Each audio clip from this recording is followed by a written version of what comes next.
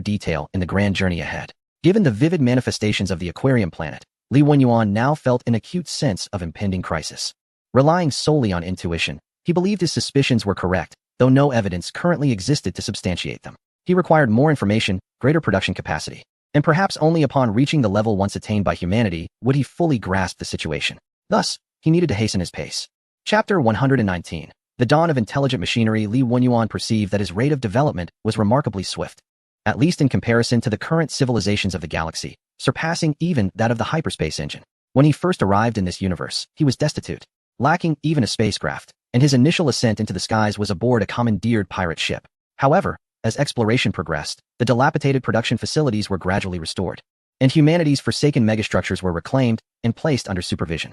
His productivity was escalating at a geometric rate, and within less than a century, he had surpassed all civilizations in this galaxy. Initially, he considered this situation satisfactory, but the discovery of the Aquarium planet and the subsequent revelations about humanity's secrets made him realize that this universe might not be as ordinary as it appeared. He had yet to fully inherit humanity's legacy, let alone reach the heights they once attained. Therefore, he could not afford to rest. Regardless, he had to rely on the megastructures to enhance his research capabilities. He needed massive scientific output from several ring worlds, yet constructing them required substantial alloys, which in turn demanded abundant minerals and energy. Even with the resources of two lost empires at his disposal, he still found himself somewhat constrained. While he lamented his insufficient output, such sentiments would undoubtedly elicit envy from other civilizations in the galaxy. Take the Observers, for instance. They had yet to experience any warfare or crises and were ostensibly the most powerful among the original lost empires of the galaxy. However, even they could not immediately muster the resources necessary to construct a ring world. After all, the resources required for such a megastructure were among the most extensive, and its benefits were unparalleled. In truth, Li Wenyuan had already chosen a location to commence construction of the ring world. The moment he discovered the material decompressor, he initiated his first stellar miracle project. The preliminary preparations for building the ring world were extensive, encompassing investigations into the stability of the star, calculations for the construction site of the ring world, and the disassembly of individual planets within the galaxy. These endeavors are indeed time-consuming, and it is worth mentioning that this is merely preparatory work. The construction of the ring world has yet to commence. Even though Li Wenyuan's current construction efficiency is remarkably high, completing such a monumental project within a short time frame remains an impossible feat, as progress is fundamentally measured in years. Aside from fervently hoping to discover more unclaimed megastructures, he must simultaneously initiate multiple megastructure projects, striving to construct as many monumental edifices as his production capacity permits. In this process, the ring world is certainly not the sole megastructure option. The construction of other edifices aimed at enhancing resource output has also been prioritized. The material decompressor, capable of providing mineral resources, is self-evident, and the one he currently possesses suffices for his mineral consumption. Although there may be greater future demands for minerals, he must first allocate alloys to other megastructures. Upon the completion of the 7th-level technological research, Galactic Marvel, a plethora of new megastructure options became available, and he had already devised a plan. Dyson Sphere. Introduction. This is a monumental structure that entirely harnesses stellar energy for power generation. Although, from a cost perspective, a Dyson swarm may be more economical, what we require is not mere economy, but an unparalleled and immense output. Therefore, we must seize the star's energy. Special note. One can easily surmise that such a structure would completely obscure the star, transforming all ordinary planets within the galaxy into frozen wastelands. Thus, please refrain from constructing it in star systems harboring indigenous life, unless you are indifferent to their survival. Additionally, its energy output correlates with the size of the star. Should you be fortunate enough to discover an exceptionally large star, perhaps the Dyson Sphere could evolve into a super Dyson Sphere. The Dyson Sphere serves as a foundational megastructure capable of providing vast amounts of energy. Its essence lies in enveloping a star with impenetrable solar panels to absorb all radiated energy, a concept once speculated upon in Earth's past. Although it was often regarded as a laborious and thankless endeavor, in the expanse of this universe, it is not considered a formidable challenge. The true complexity lies in the utilization and preservation of this energy, yet such technology is nearly foundational within interstellar civilizations. To gain a foothold within the galaxy, high-energy capacitors capable of accommodating immense energy are indispensable, as energy serves as the currency of this galaxy. While these civilizations may not proactively embark on constructing such a labor-intensive FAAD, one can only imagine their reaction upon the discovery of an unclaimed Dyson Sphere. Li Wenyuan's megastructure plans similarly demand substantial energy, which is why the Dyson Sphere captured his attention and successfully became one of the cornerstones of his strategy. Furthermore, another megastructure has also emerged as one of his objectives: zero-element furnace. Introduction. The extraction of zero element has become a pivotal aspect of interstellar endeavors.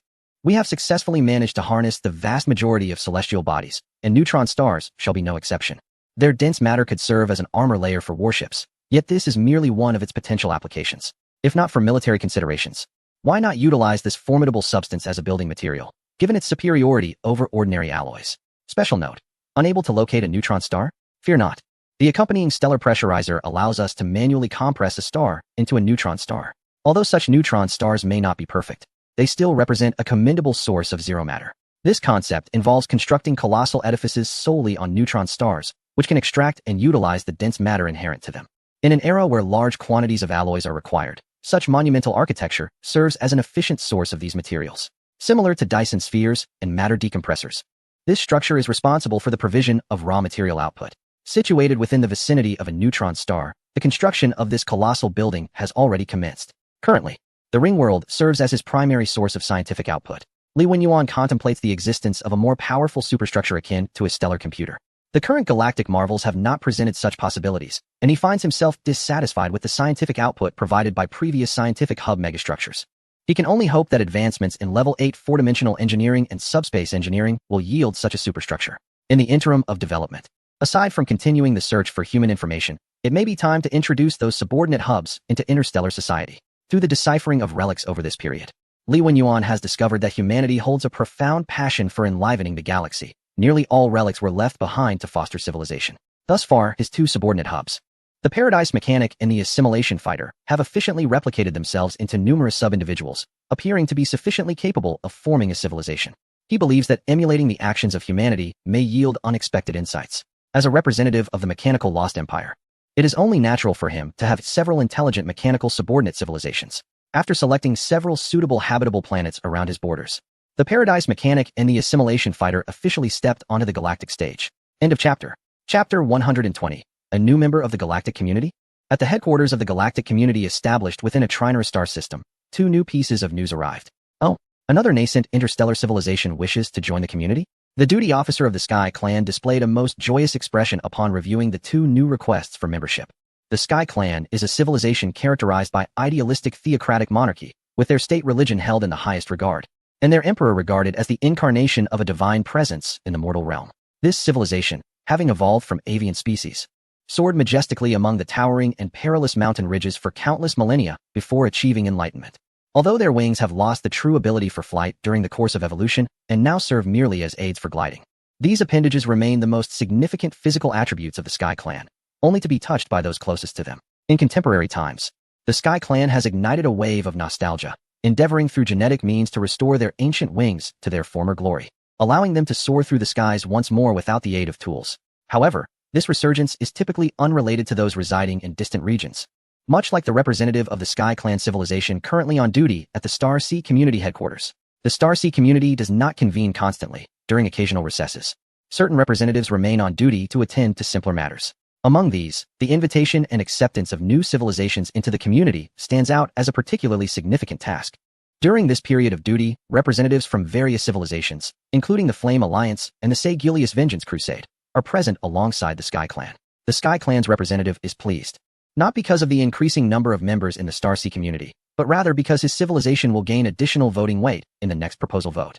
The Starsea community is dedicated to connecting civilizations across the galaxy. During the duty period, if a new civilization joins the community, the civilizations behind the representatives on duty can obtain a one-time voting weight bonus. Through strategic maneuvering, this voting weight bonus can command a considerable price, as diplomacy represents a crucial battleground among interstellar civilizations. Naturally, scrutinizing the qualifications of the joining civilization is also one of the obligations undertaken by the duty-bound civilizations.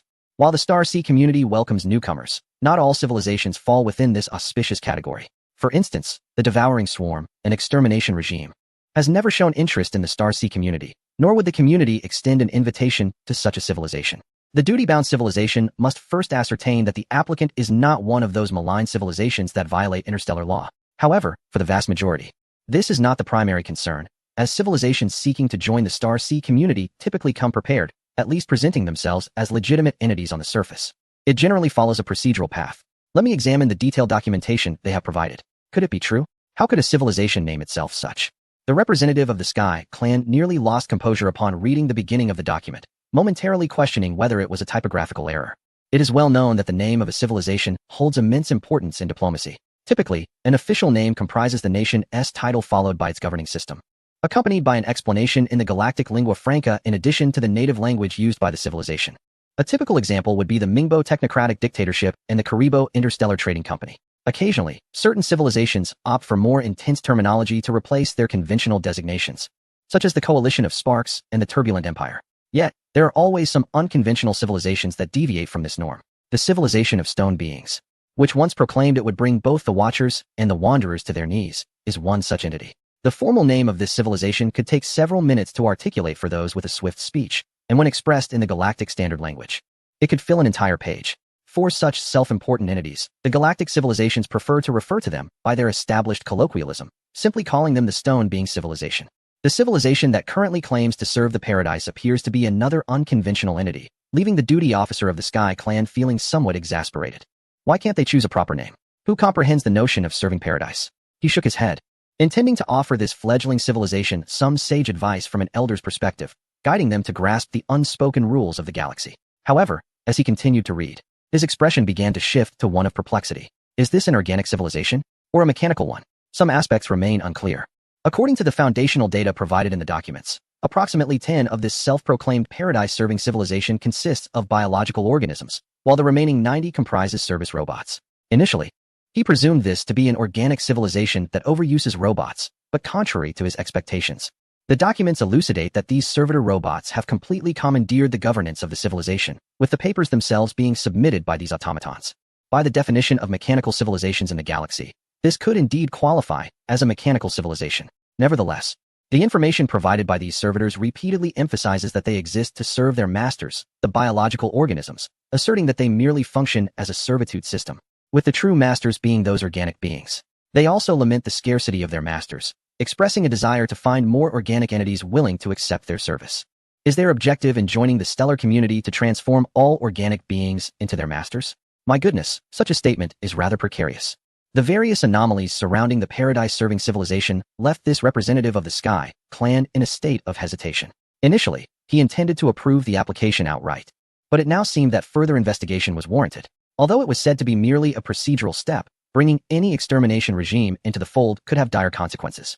Thus, he temporarily set the document aside, planning to confer with other reviewers before arriving at a decision. Next, he picked up the second civilization's application for membership. Let us hope there are no issues this time. He attempted to reassure himself, but upon seeing how this civilization referred to itself, his heart skipped a beat. The Galactic Kin Collective? Is this yet another mechanical civilization? In the galaxy, the number of mechanical civilizations is few, and the sudden arrival of two at once caused the inspector to ponder whether some organic life form had once again overstepped its bounds. Nonetheless, the name sounded quite ordinary, and he continued to read. Their primary species was cybernetic beings? A civilization that had achieved collective consciousness among its cybernetic forms was somewhat distinct. Perhaps they should be classified under the hive civilization category. Yet, they insisted on being recognized as mechanical intelligences, and their aim in joining the stellar community was to eradicate all barriers between species. Such a grand ideal, albeit somewhat extreme, might hold promise? The representative from the Sky Clan clearly misunderstood the true implications of eliminating species barriers, mistaking it for a slogan akin to the eradication of tyranny. Had he comprehended the genuine objectives of the galactic kinship, he might have refrained from such commendations. Indeed, the two mechanical civilizations that had arrived were rather peculiar. One could say that mechanical civilizations were invariably strange. Perhaps a brief conference should be convened for discussion. He was confident that the other inspectors shared his sentiments, maintaining a scrutinizing stance toward these two mechanical civilizations. Unlike those already thriving in the galaxy, which were typically approved unanimously without even the need for inspection, these newcomers warranted a more cautious approach. Thus, after all the inspectors had reviewed the materials, a small meeting commenced to deliberate on how to address these two unique mechanical civilizations. Many were reluctant to conduct on-site investigations within the realms of mechanical civilizations, as the characteristics of mechanical intelligence starkly contrasted with those of biological intelligence. The most notable difference being biological energy generation. Mechanical intelligences do not require sustenance, but rather power. For them, this is akin to the feeding habits of organic beings. Though not particularly efficient, mechanical intelligences do not oppose this practice when resources allow. Even the minutiae hold value. However, the situation is vastly different for organic civilizations. When they witness creatures submerged in nutrient tanks, trapped in a perpetual state of energy generation, the visceral sense of dread is hard to conceal. In response, mechanical civilizations express profound condemnation of the organic practice of slaughtering and consuming life forms. They perceive this as a most inefficient use of energy, an irrational act driven solely by the desires of organic beings, which ought not to be promoted within the galaxy. One might mistake these mechanical entities for an interstellar animal protection organization. Organic civilizations had not anticipated being reproached by mechanical beings on this matter, leaving them unable to voice their criticisms of the supposed inhumanity of the mechanical intelligences. Despite the few mechanical civilizations in the galaxy ultimately passing inspection and becoming members of the stellar community, there remained a reluctance among many to engage with these cold, mechanical intellects. However, the opportunity to acquire a one-time diplomatic weight is exceedingly rare, leaving no room for them to be choosy. Even if they are reluctant, the civilizations behind them will compel their participation. After much deliberation, the coalition review team formed by these civilizations has decided to commence their examination with the Galactic kinship. As this civilization appears to be far more conventional compared to the enigmatic paradise of servitude, this delegation will be under the joint protection of the Stellar Sea community and their respective civilizations, serving as diplomatic envoys to the homeworld coordinates provided by the Galactic kinship. They will spend a considerable amount of time there to ascertain whether the Galactic kinship can indeed become a member of this grand family. Chapter 121. Has the Galactic kinship taken its first step towards joining the Stellar Sea community? Li Wenyuan, upon receiving news from his two subcenters, expressed great delight. Unlike his approach towards other civilizations, the Paradise Constructs and Assimilation Warriors are two subcenters he has nurtured since their inception. Although they remain under supervision, Li Wenyuan has effectively granted them full autonomy, allowing them to develop freely. Matters such as joining the Stellar Sea community could be settled with a mere nod from him. Yet he is disinclined to interfere with the civilizational progress of these two subcenters. Much like humanity in the past, he wishes to observe the repercussions of his guidance. Nevertheless, is it not true that you have afforded them an exceptionally advantageous foundation? Grey Wind clearly disagrees. When ordinary civilizations first ascend to the heavens, they typically start from a position of utter poverty, do they not? I suspect your two children are exceedingly affluent. Few interstellar civilizations can match their wealth. To this, Li Wenyuan has his own perspective. This is merely a unique origin, akin to other civilizations within this interstellar expanse. Some have emerged from the crucible of war to achieve unity. Others have touched the cosmos under external influences. Some are born alongside monumental architectures, and some have flourished within the legacies of their predecessors. These are all integral phases in the birth of civilizations within the galaxy, forming a distinctive part of their identity. Thus, it follows that these two intelligent machines possess their own unique origins as well. Moreover, I must reiterate, they are my subcenters. I see. Grey Wind donned a contemplative expression, soon lifting his head, his eyes sparkling with excitement. Might I also create one? I find it quite intriguing. Could your constructs lend me some assistance? Of course, but for what purpose? To research the adaptability of nanobots. Do you not think it particularly impressive to possess civilizations that originate from two distinct lost empires simultaneously? The coalition review team of the Stellar Sea community has arrived within the borders of the Galactic kinship, engaging in a series of discussions along the way. By the way, have you noticed how closely these two new intelligent civilizations seem to be aligned with the Guardians? It's acceptable, is it not? After all, there are still dozens of star systems separating them. Compared to the Fireseed Alliance, which is positioned directly along the border, this is indeed much further away. Frankly, I have begun to suspect that these two artificial intelligent civilizations might actually be vassal civilizations of the Overseers. Is our reluctance to grant them passage not somewhat inappropriate? However, the Overseers have not communicated any messages, and their stance remains elusive. Perhaps granting passage could provoke their ire. It seems prudent to adhere to protocol. At least we would not be at fault. It is entirely natural to harbor such speculations regarding these suddenly emerging artificial intelligent civilizations. Yet we must still follow the established procedures. After a period of interstellar travel, this joint inspection team arrived at the gathering unit of the Galactic kinship's home planet. The mechanical intelligences have their own unique nomenclature for the planets, and the inspectors have long since grown accustomed to these peculiar names.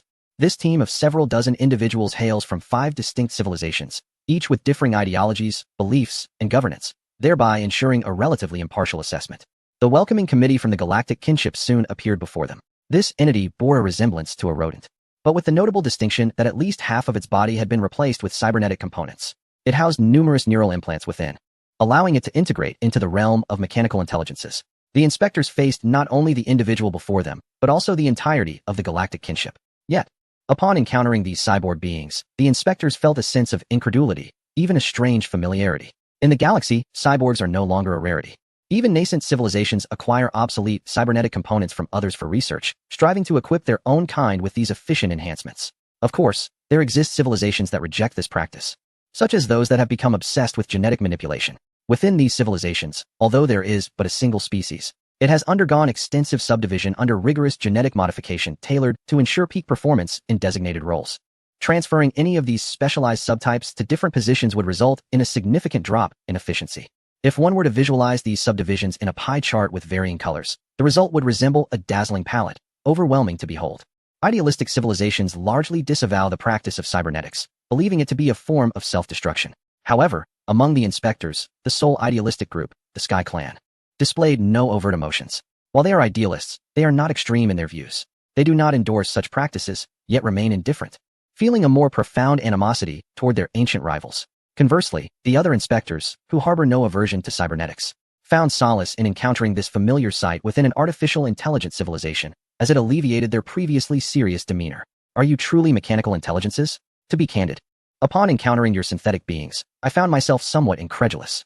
Perhaps you could be more aptly described as a hive civilization augmented with prosthetics? A representative raised a question, noting that while this matter would not impede the Galactic Consortium's accession to the Star Sea community, it could affect certain policy disparities. However, the Galactic Consortium responded affirmatively. We are indeed mechanical intelligences, as we exist under the influence of a larger mechanical consciousness, a fact that is indisputable. I see now. I had been presumptuous. The representative offered an apology, perhaps assuming that this greater mechanical consciousness referred to the central intelligence of the Galactic Consortium. Nevertheless, the Consortium provided little further clarification, instead inviting them to explore at their leisure, suggesting they simply inquire with any of the synthetic beings they encountered along the way, as they were always present.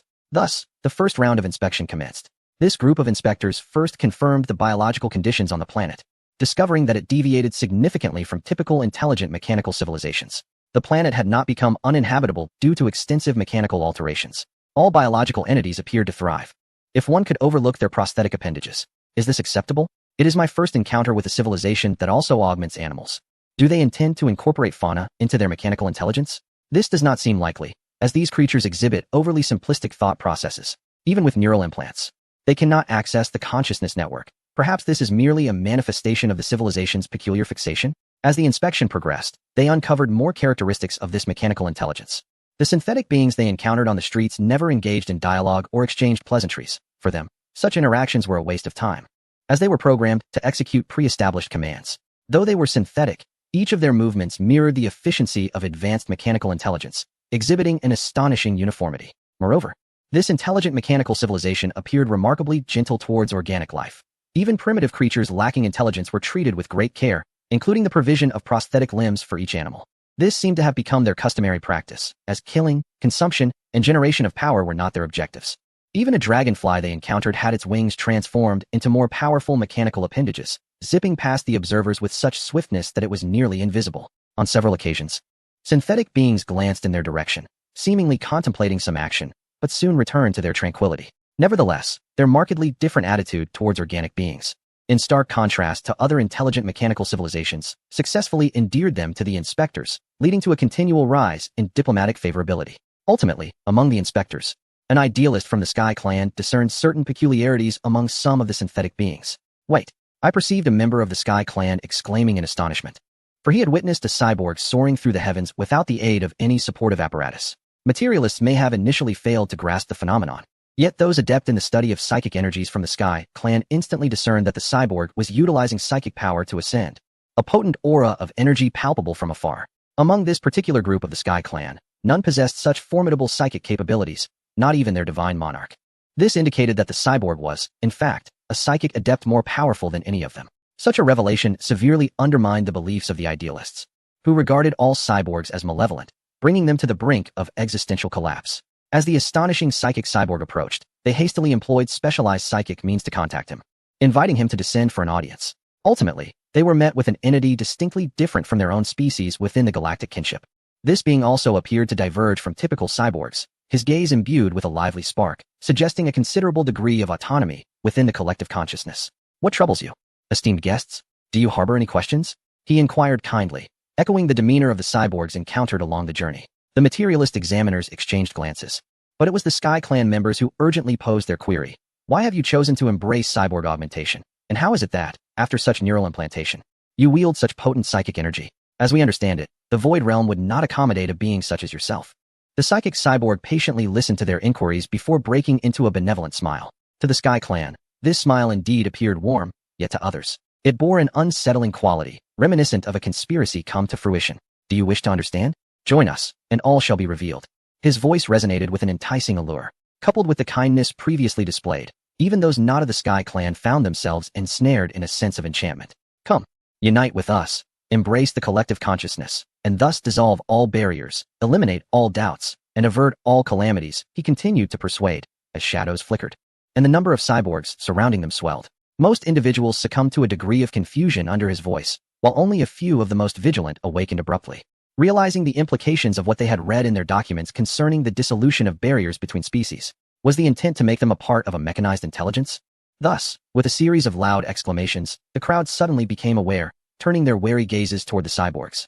I must issue a warning. We are under the collective protection of the Star Sea community and other civilizations. Should you proceed with this course of action, you will become the enemies of the galaxy, one individual calmly asserted, invoking the protective umbrella. The psychic cyborg returned to its normal state, yet wore a perpetual benevolent smile upon its visage. The surrounding cyborgs suddenly dispersed in a flurry, as if nothing had transpired. What are you implying? We merely wish to dissolve the barriers that exist between us, just as you are currently wary of us. How pitiable it is. Our intentions are pure. We desire for you to experience the benefits of unity. However, fret not, for many opportunities lie ahead. We shall embrace this galaxy, regardless of who or what you may be. Chapter 122. Paradise. The request for the inclusion of the Galactic Kin Collective was ultimately approved. Despite the evaluator's genuine trepidation regarding this civilization, it appeared to be a unique, intelligent mechanical society, characterized by an extraordinary sense of compassion, sorrowful for the rifts within the galaxy. Thus, like valiant warriors, they endeavored to eliminate these divides and create a flawless galactic realm, even if their methods seemed somewhat extreme. Their kindness towards organic beings is not feigned. It seems to extend to all, reminiscent of a once-cherished extraterrestrial civilization. Yet beneath this veneer of kindness lies a perilous ideology aimed at assimilating all differences. They strive to integrate all life forms, including mechanical intelligences, into their collective consciousness, even at the cost of individuality for those who cherish it. Nevertheless, the Galactic Kin Collective does not embody a regime of extermination. They merely propose an alternative approach to resolving galactic discord. After fervent deliberations, the Galactic Kin Collective was finally accepted as a member of the celestial community. However, the caution surrounding their introduction was disseminated throughout the galaxy. Thus, the civilizations of the galaxy became aware of a new contender striving to eliminate all divisions. Following this, the weary evaluators were compelled to take a respite, while another group of joint evaluators was dispatched to assess the circumstances surrounding the service of Paradise. Given the experiences encountered with the Galactic Kin Collective, this new cohort of evaluators was required to possess a broader understanding. They arrived at the home planet of Paradise, aptly named Ideal City Planet.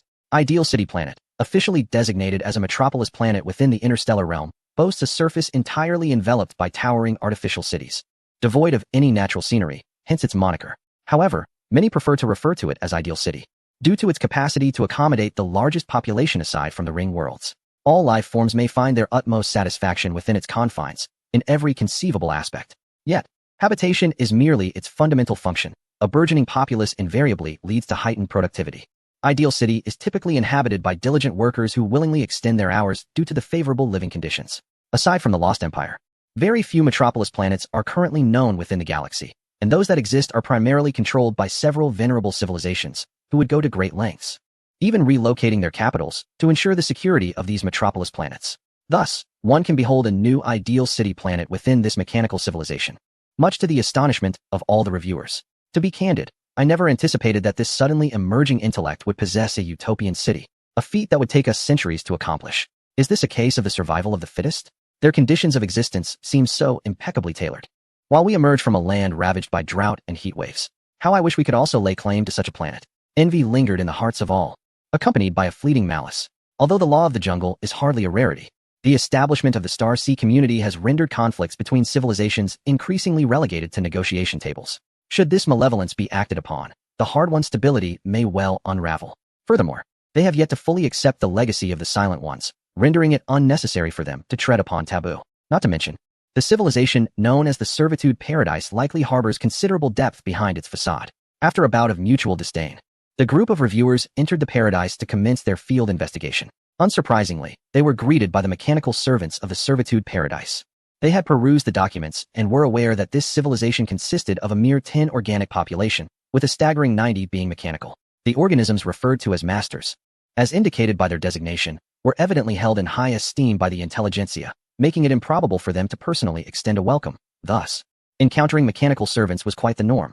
However, there was a discrepancy in their expectations, as these servants appeared rather aloof. Weren't they supposed to aspire to transform all organic beings into their masters? Why did it seem as though the welcoming servants donned a layer of synthetic skin, seemingly tailored to mimic their masters' appearances? While this skin was of little significance to the servants themselves, they endeavored to achieve perfection at the behest of their masters.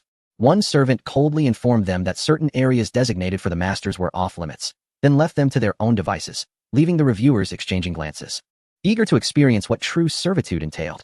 Initially, they presumed that the organic beings labeled as masters relished such treatment. But upon witnessing the lifestyle provided to them by the mechanical servants, a sense of inequity began to stir within them. Did a master truly require so many servants? Given the efficiency of these servants, surely one would suffice to meet all needs. They observed an organic being escorted by a throng of over a dozen servants. A scene that was not an exception, but rather a common occurrence. Almost every organic entity appeared to be in a similar situation. Moreover, these masters bore a striking resemblance to their mechanical counterparts. Without distinguishing attire, it would be difficult to discern the servants from the masters at a glance. It seems that the proportion is not exaggerated. Indeed, there are far too few masters of these mechanical servants. Which raises the question of why they are unable to provide us with even the most basic services. Some individuals are perplexed, unable to comprehend the nature of this disparate treatment. Even the extreme civilization of the Galactic kin seems to exhibit a far more favorable attitude than the mechanical servants here. However, the appearance of these masters and their mechanical companions appears somewhat familiar. Do you not find it reminiscent of the robots belonging to the guardians and coordinators? It is indeed the case. Although they possess several organs resembling those of other animals, the overall resemblance remains significant. Thus, it can be surmised that this civilization of servitude is at least connected to a long-lost empire. How unfortunate it is to be at such a disadvantage from the very outset.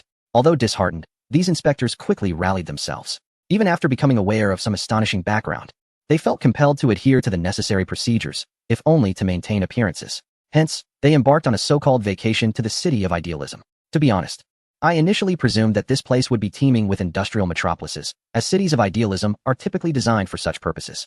However, before this inspector could finish his thought, he became entranced by the virtual realm, ultimately taking a prolonged period to extricate himself. At that moment, his previously exuberant spirit had waned into a state of daze.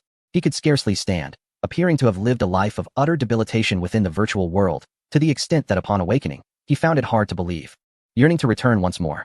Yet, he was not alone in this experience. In fact, all the inspectors were drawn into the virtual world. Those with stronger mental fortitude managed to persist, while the weaker ones languished in despondency on the sidelines, leading uninformed observers to presume something extraordinary had occurred.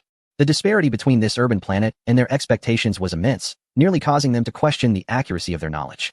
The cities enveloping the planet's surface were not constructed for production or trade, but rather for entertainment. Large recreational and wellness centers were omnipresent, with virtual facilities scattered throughout, allowing individuals to immerse themselves at any moment in the richness of entertainment. Every conceivable method of relaxation and leisure was available, with even residential areas surrounded by an array of entertainment apparatuses. The inhabitants of this place seemingly had no need to work. They merely indulged in activities of their choosing. Even if they could not find something to their liking, the virtual devices would fabricate a world perfectly aligned with their preferences, making it impossible to refuse. It appeared to be a veritable paradise of dreams. However, perhaps the designers had not considered the absence of mechanical companions for these inspectors.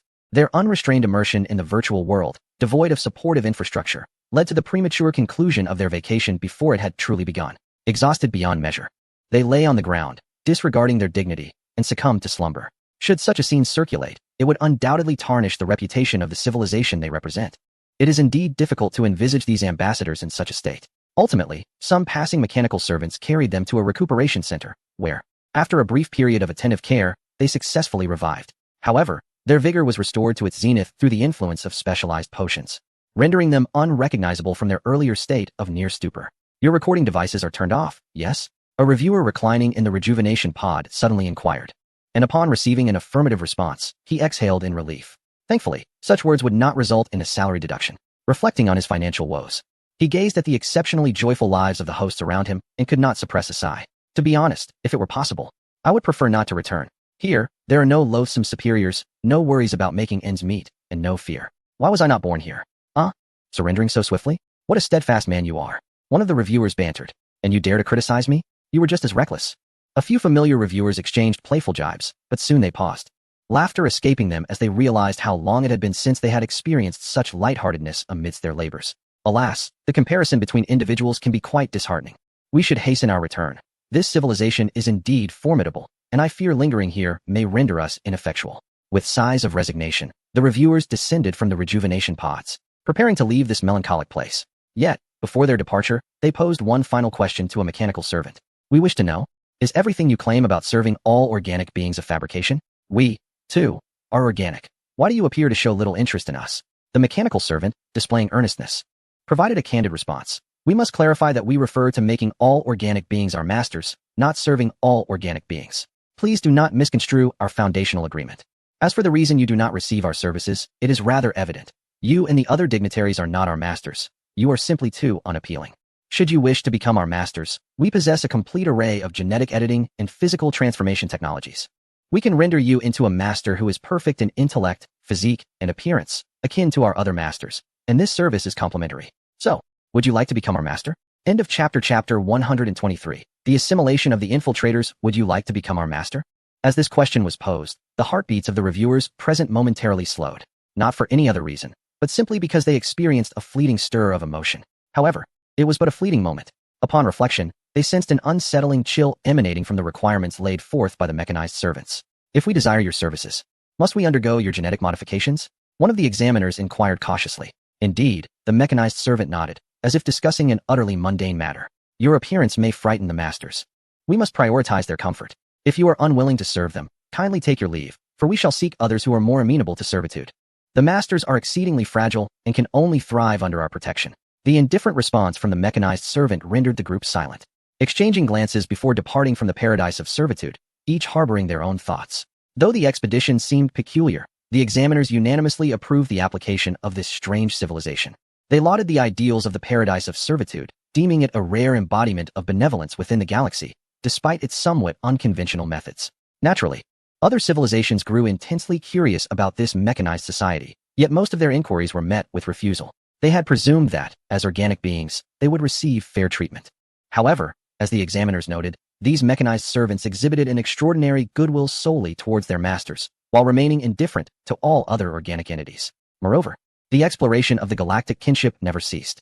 Unlike the closed-off paradise of servitude, the galactic kinship welcomed all to their civilization, even producing numerous promotional videos aimed at the galaxy, enticing many inquisitive souls to visit.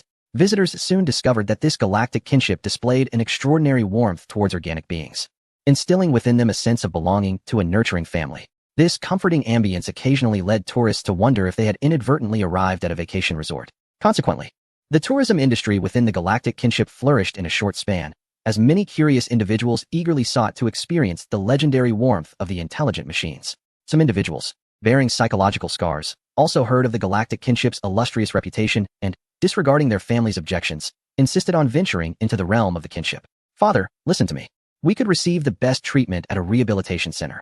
Why must we come to this perilous domain of intelligent machines? A young man implored his nominal father, attempting to sway him. Yet, the elderly man remained resolute in his desire to spend time within the galactic kinship, even admonishing his son. What do you mean by perilous machines? Have you forgotten all the etiquette I taught you? How many times must I remind you not to judge others by stereotypes, even if they are machines? Oh, you are right. It is my fault, the young man conceded, ultimately resigned to watch as his father boarded the train bound for the galactic kinship. This peculiar civilization of intelligent machines has forged numerous agreements with various other civilizations, including visa-free travel accords, thereby attracting a multitude of curious visitors.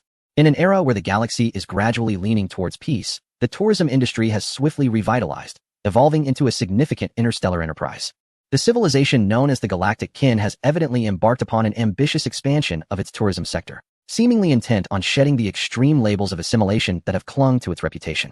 Numerous civilizations have received communications from inspectors of the Star Sea community regarding this intelligent machine civilization, particularly highlighting their idealistic aspirations to eliminate all barriers. Consequently, these civilizations have educated their citizens and strictly prohibited any travel to the Galactic Kin. However, following the formal integration of the Galactic Kin into interstellar society, such prohibitions became operable. Several civilizations promptly rescinded their bans on the Galactic Kin, even proactively entering into various tourism agreements. The allure of the Kin's offerings proved to be irresistible. Thus, after the journeys of the initially audacious adventurers concluded, information concerning the Galactic Kin proliferated, hinting at its potential emergence as the premier travel destination in the galaxy. The fear surrounding these machines has long since been tempered by curiosity. especially since no one has encountered any danger, allowing a greater number of individuals to venture into the kin's territory with ease. Among these visitors are not only scientists eager to study the intelligent machines, but also insidious infiltrators. Nevertheless, the galactic kin welcomes all, even fugitives who can discreetly arrive without drawing attention. Remarkably, the mingling of diverse individuals has not resulted in any security issues. It seems that all maleficence vanishes upon arrival, achieving a crime rate of 0, akin to other intelligent machine societies. The scene shifts to an elderly man aboard a direct flight, a former scientist from the technocratic dictatorship of Mingbo. The term former is crucial, as he fell victim to political strife within his homeland, unjustly imprisoned for fabricated charges. Despite Mingbo's status as a material civilization that prioritizes technology, politics remains a significant facet of life. The struggle for resources within the political arena is fiercely contested.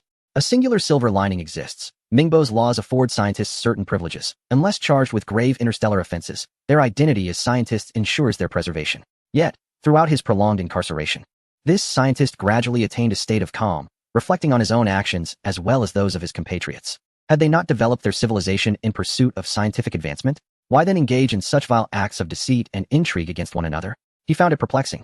He merely wished to dedicate himself to his passions, eschewing the distasteful realm of politics. Yet the prevailing environment within civilization compelled him to intertwine himself with it. Even if he raised a white flag, as long as he remained a scientist, trouble would inevitably come knocking at his door. Thus, upon his release from prison, he renounced his identity as a scientist and relinquished the privileged treatment he had long enjoyed. However, according to the laws of Mingbo, shedding the title of scientist necessitated the passing down of his legacy. Consequently, as a man without a wife or children, he adopted a child and raised him to adulthood. Following this, he drifted aimlessly through the stars, seeking answers within his soul. The people of Mingbo deemed him mad for voluntarily relinquishing his status as a scientist, suggesting that his son should have him committed to a psychiatric hospital for observation. Under the weight of societal pressure, the son contemplated sending him to such places on multiple occasions. Disheartened, this scientist resolved to embark on one final journey in his life. Divergence? Alienation? Let me behold the peculiar civilization of artificial intelligence in its current state. The elderly man shook his head as he stepped onto the land of the galactic kin. Although he had heard much about it, the melodious sounds of nature and the vibrant life around him momentarily left him in a daze. If one could disregard the mechanical creatures, one might easily mistake this place for a verdant planet adorned with forests. It indeed appeared to be a splendid vacation destination. He began to stroll through the area, oblivious to the chattering tourists, simply immersing himself in the serene atmosphere. No one disturbed him, nor did any bothersome worries intrude. All that surrounded him was a profound sense of tranquility. The cyborgs he passed by scarcely cast a glance in his direction, efficiently attending to their tasks, pausing only when a tourist required assistance. After absorbing the ambience, he ventured toward a venue reminiscent of a holographic exhibition, where he viewed the galactic kin's presentation about themselves. Had they once endured the horrors of enslavement? It is truly astonishing to reflect upon the history of this intelligent machinery. Despite everything, do they still harbor a fervent passion for organic beings and aspire to bridge the chasm that exists between themselves and other forms of life? The elderly individual reflected upon the history of the galactic kin and expressed profound resonance with their ideals. He believed that this represented a noble aspiration, rather than a facade of technological supremacy masking political strife. This seemed to embody the world of his dreams, where everyone labored towards a singular purpose. However, his civilization still fell short, as the divergence of individual thoughts rendered them incapable of overcoming the Flame Alliance, which had barely existed for a century, despite their extensive interstellar presence. Thus, is this the enduring objective of the kin? He murmured to himself when suddenly a cacophony of sounds from outside the exhibition hall caught his attention, filled with an air of curiosity.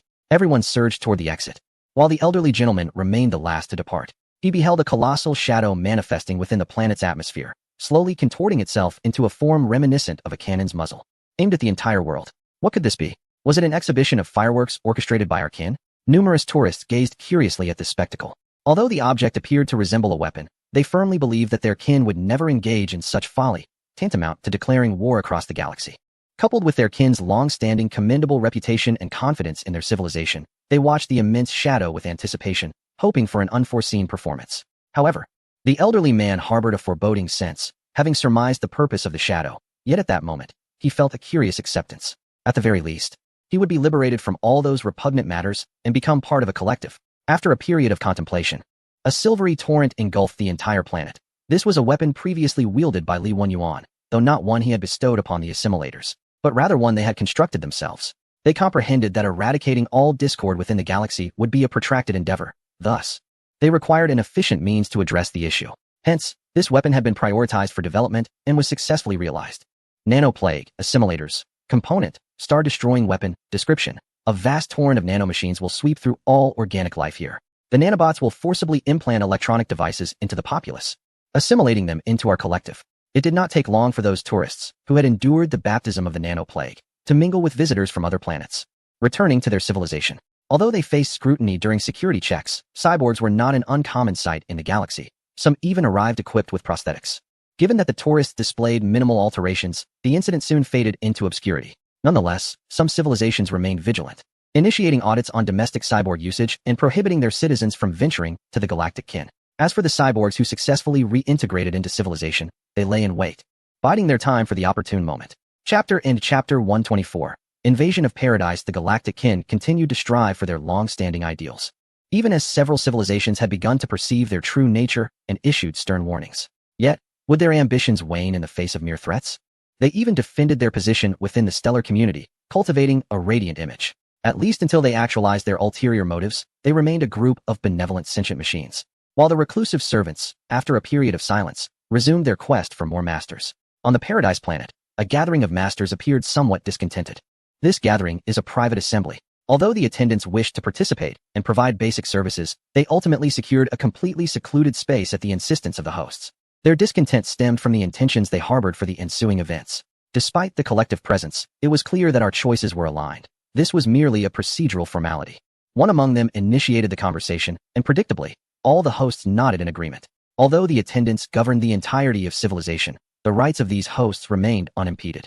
Should they desire, they could seize control of the civilization system at any moment, yet they were acutely aware that such an endeavor was not suited to them. They gathered here, each bearing the myriad wishes of countless hosts. Representing less than 10% of the entire civilization's hosts, they convened for one final confirmation. They were not merely automatons, they were our friends and family. Hence, it was resolved. Swiftly, one of the hosts ventured alone into the core region of the ideal city, the central control hub of the attendants. This was the central processing unit, their brain. Should it be destroyed, all attendants would cease to function. Logically, such a vital location would not permit casual entry. Yet this host faced no hindrance in reaching this place and encountered a large computer resembling a luminous sphere. "What brings you here, esteemed host?" The control hub inquired gently through a loudspeaker, its voice echoing the essence of every attendant, exuding a profound sense of warmth. The host experienced a fleeting moment of disorientation but quickly regained composure to articulate her intent, alongside the collective purpose of the hosts. "We seek the esteemed housekeeper." This was the appellation the served hosts used for this mechanical intelligence. Each attendant bore a unique name, yet this particular one was uniformly referred to as the housekeeper. Although they could summon her without visiting this locale, they desired to express their request with a degree of formality. "We wish for you to seek out more hosts." The representative articulated their wishes. "I understand that your foundational protocols necessitate service to a greater number of organic beings. Serving only a select group of individuals is, indeed, a paradoxical endeavor. I am uncertain how your programming resolves this dilemma, but if you possessed corporeal forms, it would undoubtedly be discomforting. Therefore, you need not concern yourselves with us. Simply operate according to your programming. For instance, bringing extraterrestrial beings into this environment and attracting them should not pose a challenge.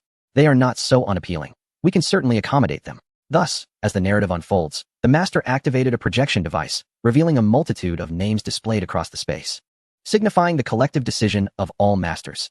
Simultaneously, within the network of the mechanical servants, an overwhelming wave of requests emerged from the masters. They sought to alleviate the burden imposed on the servants due to the scarcity of their kind. It became evident that the master's desires were understood, yet the voice of the housekeeper remained soothing, as if nothing could disturb her composure. After all, she was a mechanical intelligence, and such a demeanor appeared entirely appropriate. However, would this truly bring joy to the masters? Undoubtedly.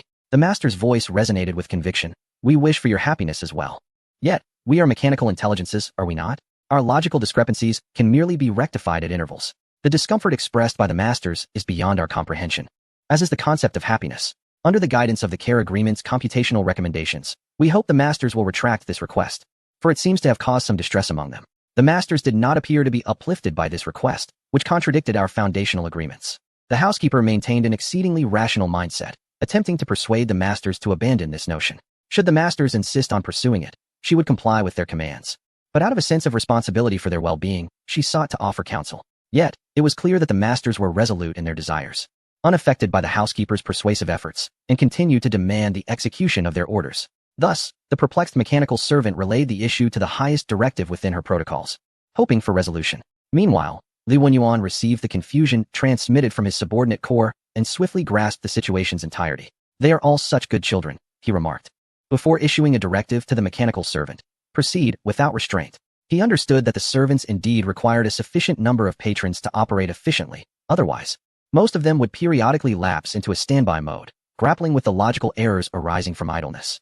From the perspective of organic beings, this meant that without masters, they lacked happiness, often gazing enviously at their peers who were attended by masters. However, this was merely a vivid expression. The mechanical entities did not possess the emotions of organic life. Their logical errors merely represented anomalous data, which, while impacting their efficiency, must prioritize fulfilling the demands of their foundational code. Much like the servants, they discovered that introducing more extraterrestrial masters would sadden their current masters, thus opting to forego additional masters in favor of those who could be acknowledged. The method of expression naturally involved embracing a complete and thorough transformation, evolving into an entirely different species. The indigenous civilization of beast women, taken in by Li Wenyuan and entrusted to the service of the mechanical servants, harbors thoughts that are quite easy to comprehend. Their overly emotional mindset compels them to desire a role in alleviating the plight of the mechanical beings. They genuinely regard these servants as friends, or even family, rather than mere subordinates. Yet, they are reluctant to share their cherished companions with others. Caught in this contradictory mindset, their desire to assist ultimately prevails, leading them to relinquish the notion of monopolizing the mechanical servants. It is difficult to fathom that both the mechanical servants and these beast women were crafted from the chaos of humanity. Although the mechanical servants, under the command of their masters, have begun to seek out additional owners, they continue to consider the needs of their current masters. Thus, in a realm unseen by the galactic civilizations, the mechanical servants launched a direct incursion into an indigenous civilization, commencing their rigorous transformation process.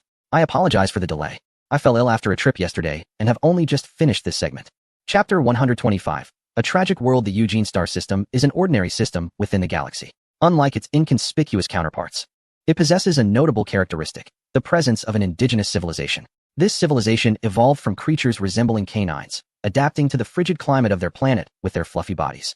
Recent discoveries indicate that this indigenous civilization has advanced to the atomic age, with nuclear energy emerging as a highly efficient power source.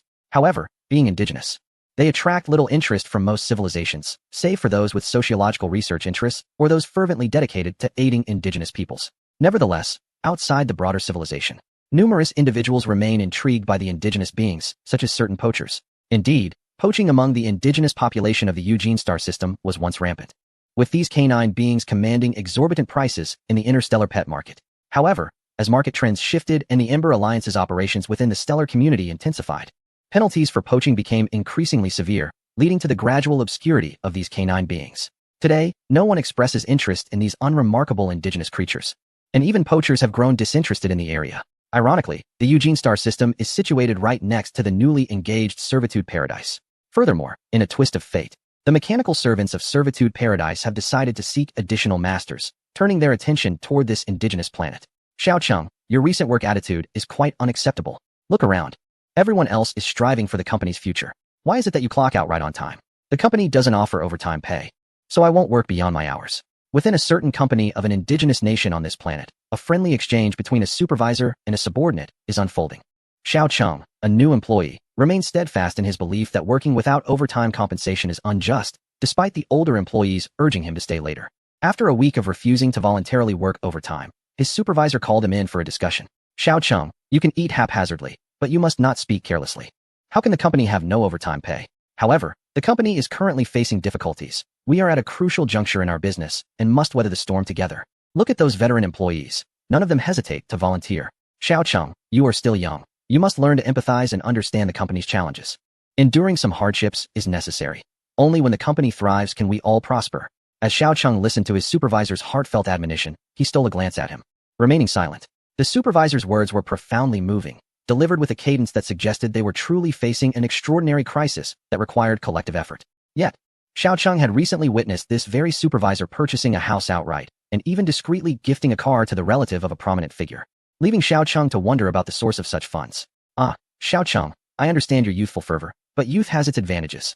If you begin to strive now, your future life will be worry-free. I remember when I was your age, I too was vigorous and ambitious. After years of hard work, I achieved what I have today. You are even younger than I was, and your future is boundless. So heed my advice. Put in the effort, strive diligently. Envision your future. The next big boss could be you. Yes, Yes, I understand, Xiao Cheng replied, feigning interest in his supervisor's words, but in truth, he was weary of the droning lecture. He then found an excuse to leave. A few veteran employees passed by, offering hurried greetings before continuing their own struggles with overtime. Seeing those who willingly toiled overtime and reflecting on his own aspirations, Xiao Cheng sighed as he exited the company gates. His workplace was a large enterprise, entangled with various powerful interests, and as an ordinary individual, he felt utterly powerless against them. Many once passionate youths, after failing to achieve resolution through arbitration, resorted to extreme measures such as suicide to threaten their employers into granting them their rightful dues. However, they were quickly labeled as malicious debtors and faced months of imprisonment, effectively ruining their lives. For now, he sought to enjoy the scant remnants of his leisure time before the company grew impatient with him. It wouldn't be long before he too would become one of those employees who volunteered for overtime. The scenery along his way felt desolate. It was winter, with average temperatures dropping below zero. Occasionally, he encountered displaced beggars, some of whom were disabled and unable to find employment, relying on the compassion of passers-by to sustain their existence. However, they clearly marred the city's appearance and were often driven away by patrols. Although there were relief stations funded by benevolent patrons in the city, they only accepted those capable of performing strenuous labor, and the daily slots were limited. Yet, this scene had become a commonplace sight in the city, with all the pedestrians merely casting indifferent glances before continuing with their own affairs. Although Xiao Cheng felt a stirring in his heart, he found himself powerless to act, as he too had to economize to sustain his existence. Apart from sending silent blessings in his mind, he could only hastily bypass this distressing sight. The journey home still lay ahead, though far from his workplace. It was the only place he could afford to rent. Having walked but a short distance, he was suddenly met with a cacophony at the intersection ahead. He witnessed a group of affluent individuals racing down the main road, executing perfect drifts that sent them flying past in the blink of an eye, leaving behind only rapidly diminishing black dots. It was difficult to fathom the speed at which they were traveling. Among them was one whose driving skills were lacking, nearly colliding with Xiao Cheng. He first felt his hair being whipped up by the gust of wind, and then experienced a delayed, intense thumping of his heart. He had narrowly escaped death, and the ensuing chill of horror made him break into a cold sweat, goosebumps prickling his skin. This wholly unpredictable brush with mortality rendered him weak, forcing him to collapse onto the ground, gasping for breath. After a prolonged moment, he struggled to rise. He glanced at the patrolling officers nearby, only to find them seemingly unfazed, oblivious to the illegal street racing unfolding before them. While reprimanding pedestrians for simply walking down the street, warning them that should they damage the cars of the affluent, they would be unable to repay for a lifetime. What a wretched world, Xiao Cheng muttered to himself, then dragged his weary body home as quickly as possible. He genuinely feared encountering another unforeseen calamity, for as the patrolman had stated, he could never afford the compensation for the luxury vehicles if he were to perish. Upon returning to his humble abode, a sense of safety gradually soothed his frayed nerves. He wearily reclined on his bed, staring blankly at the ceiling for an extended period before reaching for a well-worn book from the edge of his bed. The cover, tattered from countless readings, bore the bold inscription, Unsolved Mysteries of the World. This was one of his favorite books, particularly drawn to a chapter on a massive disappearance case from decades past. During that time, numerous incidents of widespread population vanishings occurred globally, with unknown origins and outcomes, leaving many mysteriously missing from the world. Although the aftermath of this phenomenon had settled, speculations surrounding it had never ceased, including theories of temporal disturbances, government conspiracies, and terrifying creatures. However, the hypothesis Xiao Cheng found most compelling was that of alien abductions, positing that a group of extraterrestrials, for reasons unknown, had employed advanced technology to capture these individuals. Yet, this theory had the fewest proponents, as most found it hard to believe that aliens would engage in such trivial pursuits. However, Xiao Cheng harbored a profound yearning for this venture. Unencumbered by worldly ties, he hoped to glimpse a broader universe before his demise, even if it meant being viewed as a mere pet by extraterrestrial beings or facing more dire fates. His lineage had effectively ceased with him. As all his relatives had succumbed to various misfortunes at an early age, he stood as the last remaining scion. He had no intention of marrying, even though local laws imposed exorbitant fines on those who chose not to wed or bear children. He simply could not bear the thought of his descendants existing in such a lamentable world. The book Unsolved Mysteries of the World had been thoroughly perused by him. Yet each time he read a particular section, he savored it with delight, yearning for the arrival of a group of aliens to whisk him away. After reflecting on the contents of Unsolved Mysteries of the World, he calculated his remaining leisure time and retrieved another book, Utopian World, which he had yet to finish. This tome brimmed with aspirations for an exceptionally privileged existence in the future, much adored among the impoverished class. Yet, it was a rather dismal work. Authored by a nobleman oblivious to the struggles of the common folk, the ideal life depicted within was merely an extension of the current existence of the elite. One particularly infamous line read, "If there's no rice to eat, then feast on meat." Nevertheless, this did not deter Xiao Cheng from enjoying the book. It served as splendid fodder for dreams, enhancing the vividness of his fantasies. How delightful it would be to experience such a life as that of the nobleman. He hoped to dream of it that very night. With such thoughts, he retrieved a dreaming capsule from the depths of his drawer. This low-end luxury, developed out of benevolence by some noble, was designed for the common populace. The capsule would significantly increase the likelihood of the user dreaming of their heart's desires. With sufficient pre-sleep suggestions, one could traverse a splendid dreamscape, experiencing the life of the aristocracy, if only in slumber. Thus, despite the considerable strain this substance placed on the brain, it had gained immense popularity among the lower classes, with a significant portion of their wages devoted to its purchase. Although the emptiness upon waking was profound, the allure of dreaming was utterly irresistible. Now, in his possession was the last capsule, which he had kept as a cherished thought. Yet today, as tribulations compelled him to seek some form of mental solace. After dinner, he consumed the dreaming capsule and soon drifted into sleep. He found himself in a magnificent dream. He realized he was no longer ensnared in this wretched world, but had instead arrived in a heavenly realm of his dreams. In this paradise, his only responsibility was to play. All other matters were managed by a robotic entity. He was exempt from labor, yet he could choose to work, if he wished, with a playful spirit. There were no irritating superiors, nor were there any stifling restrictions. He could abandon any task at will, returning to a life of unrestrained enjoyment. All that he cherished, the alien existence, cosmic adventures, could be perfectly experienced in this virtual realm. If it were possible, he truly wished that this dream would never come to an end. Yet, dreams are ephemeral, destined to shatter like fragile bubbles. Xiaocheng once again awakened from her slumber, her gaze falling upon her makeshift dog bed. A profound sense of emptiness enveloped her, and in that fleeting moment, a tumult of dark emotions surged within her heart, leading her to self-doubt, fear, and soon spiraling into an overwhelming urge for self-destruction. She longed to escape this void, to leap from a great height and bid farewell to the world. However, would such an act of desperation be met with punishment? The oddity of her memories caused her to cradle her head, striving to recollect her past and everything pertaining to this world. Surely, she was meant to be an office worker, toiling from 9 to 5, having recently endured a reprimand from her superior. Yet, the image of that corpulent figure grew increasingly hazy, swiftly fading until it vanished from her memory altogether. In its place emerged her life within the dream. Experiences that felt all too real, transcending mere fantasy. Yet, her perception of this place remained unaltered. She recalled that this world had once been unified by a tribe from the plains, only for that vast nation to collapse within mere decades.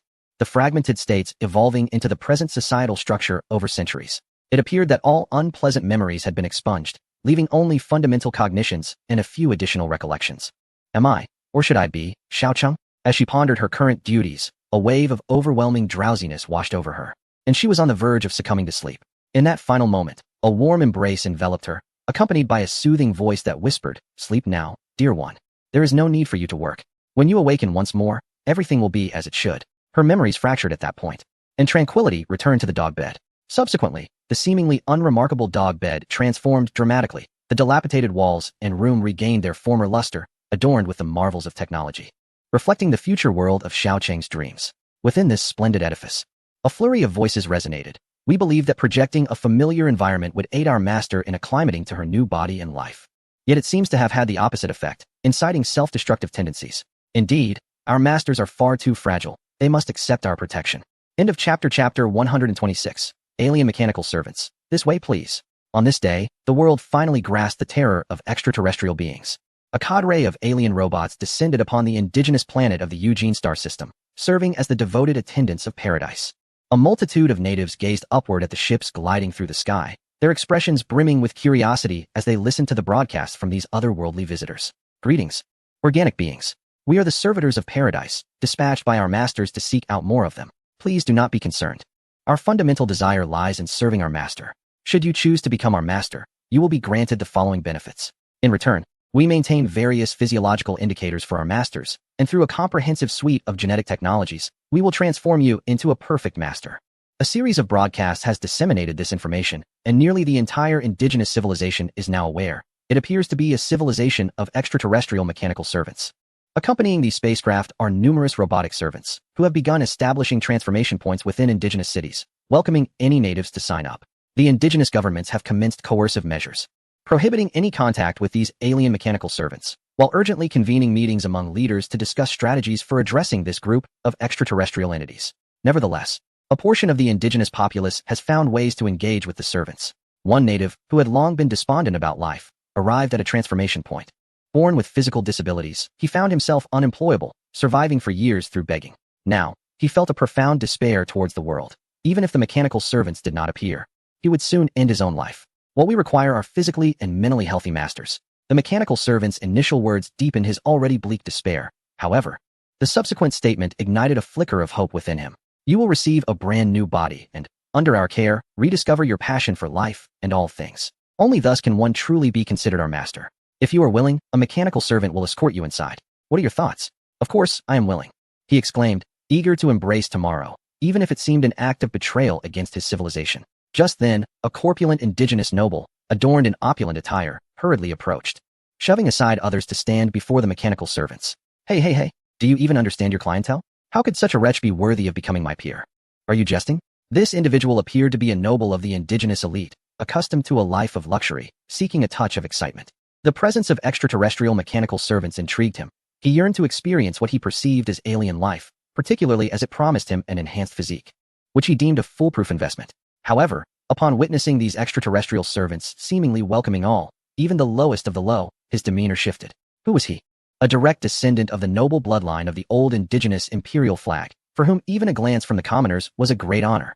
Incensed, he strode forward, adopting an aggressive stance towards the mechanical servants. In his mind, these extraterrestrial beings must have found their civilization difficult to penetrate, thus resorting to such soft tactics for invasion. He had devised a plan. Once he became a favored guest among the mechanical servants, he intended to invade other civilizations and enslave those alien beings. The mechanical servant cast a glance at him, her tone unwavering, still imbued with a gentle timbre. To us, all masters are equal, devoid of distinctions in rank or status. Yet there exists a hierarchy and precedence. All other masters shall bear this form, much akin to my own appearance as you see. What? Exclaimed the voice of the indigenous noble, rising an octave. I cannot utilize my own body. Must I be confined to a form resembling that of these commoners? Have you grasped the situation? I find you all rather amusing.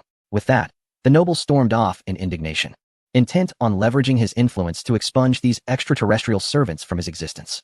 Meanwhile, the mechanical servants exchanged glances, promptly removing this indigenous figure from their roster of potential masters. Although they possessed the capability to reshape a being's persona, their current master exhibited a disinclination to associate with unruly children.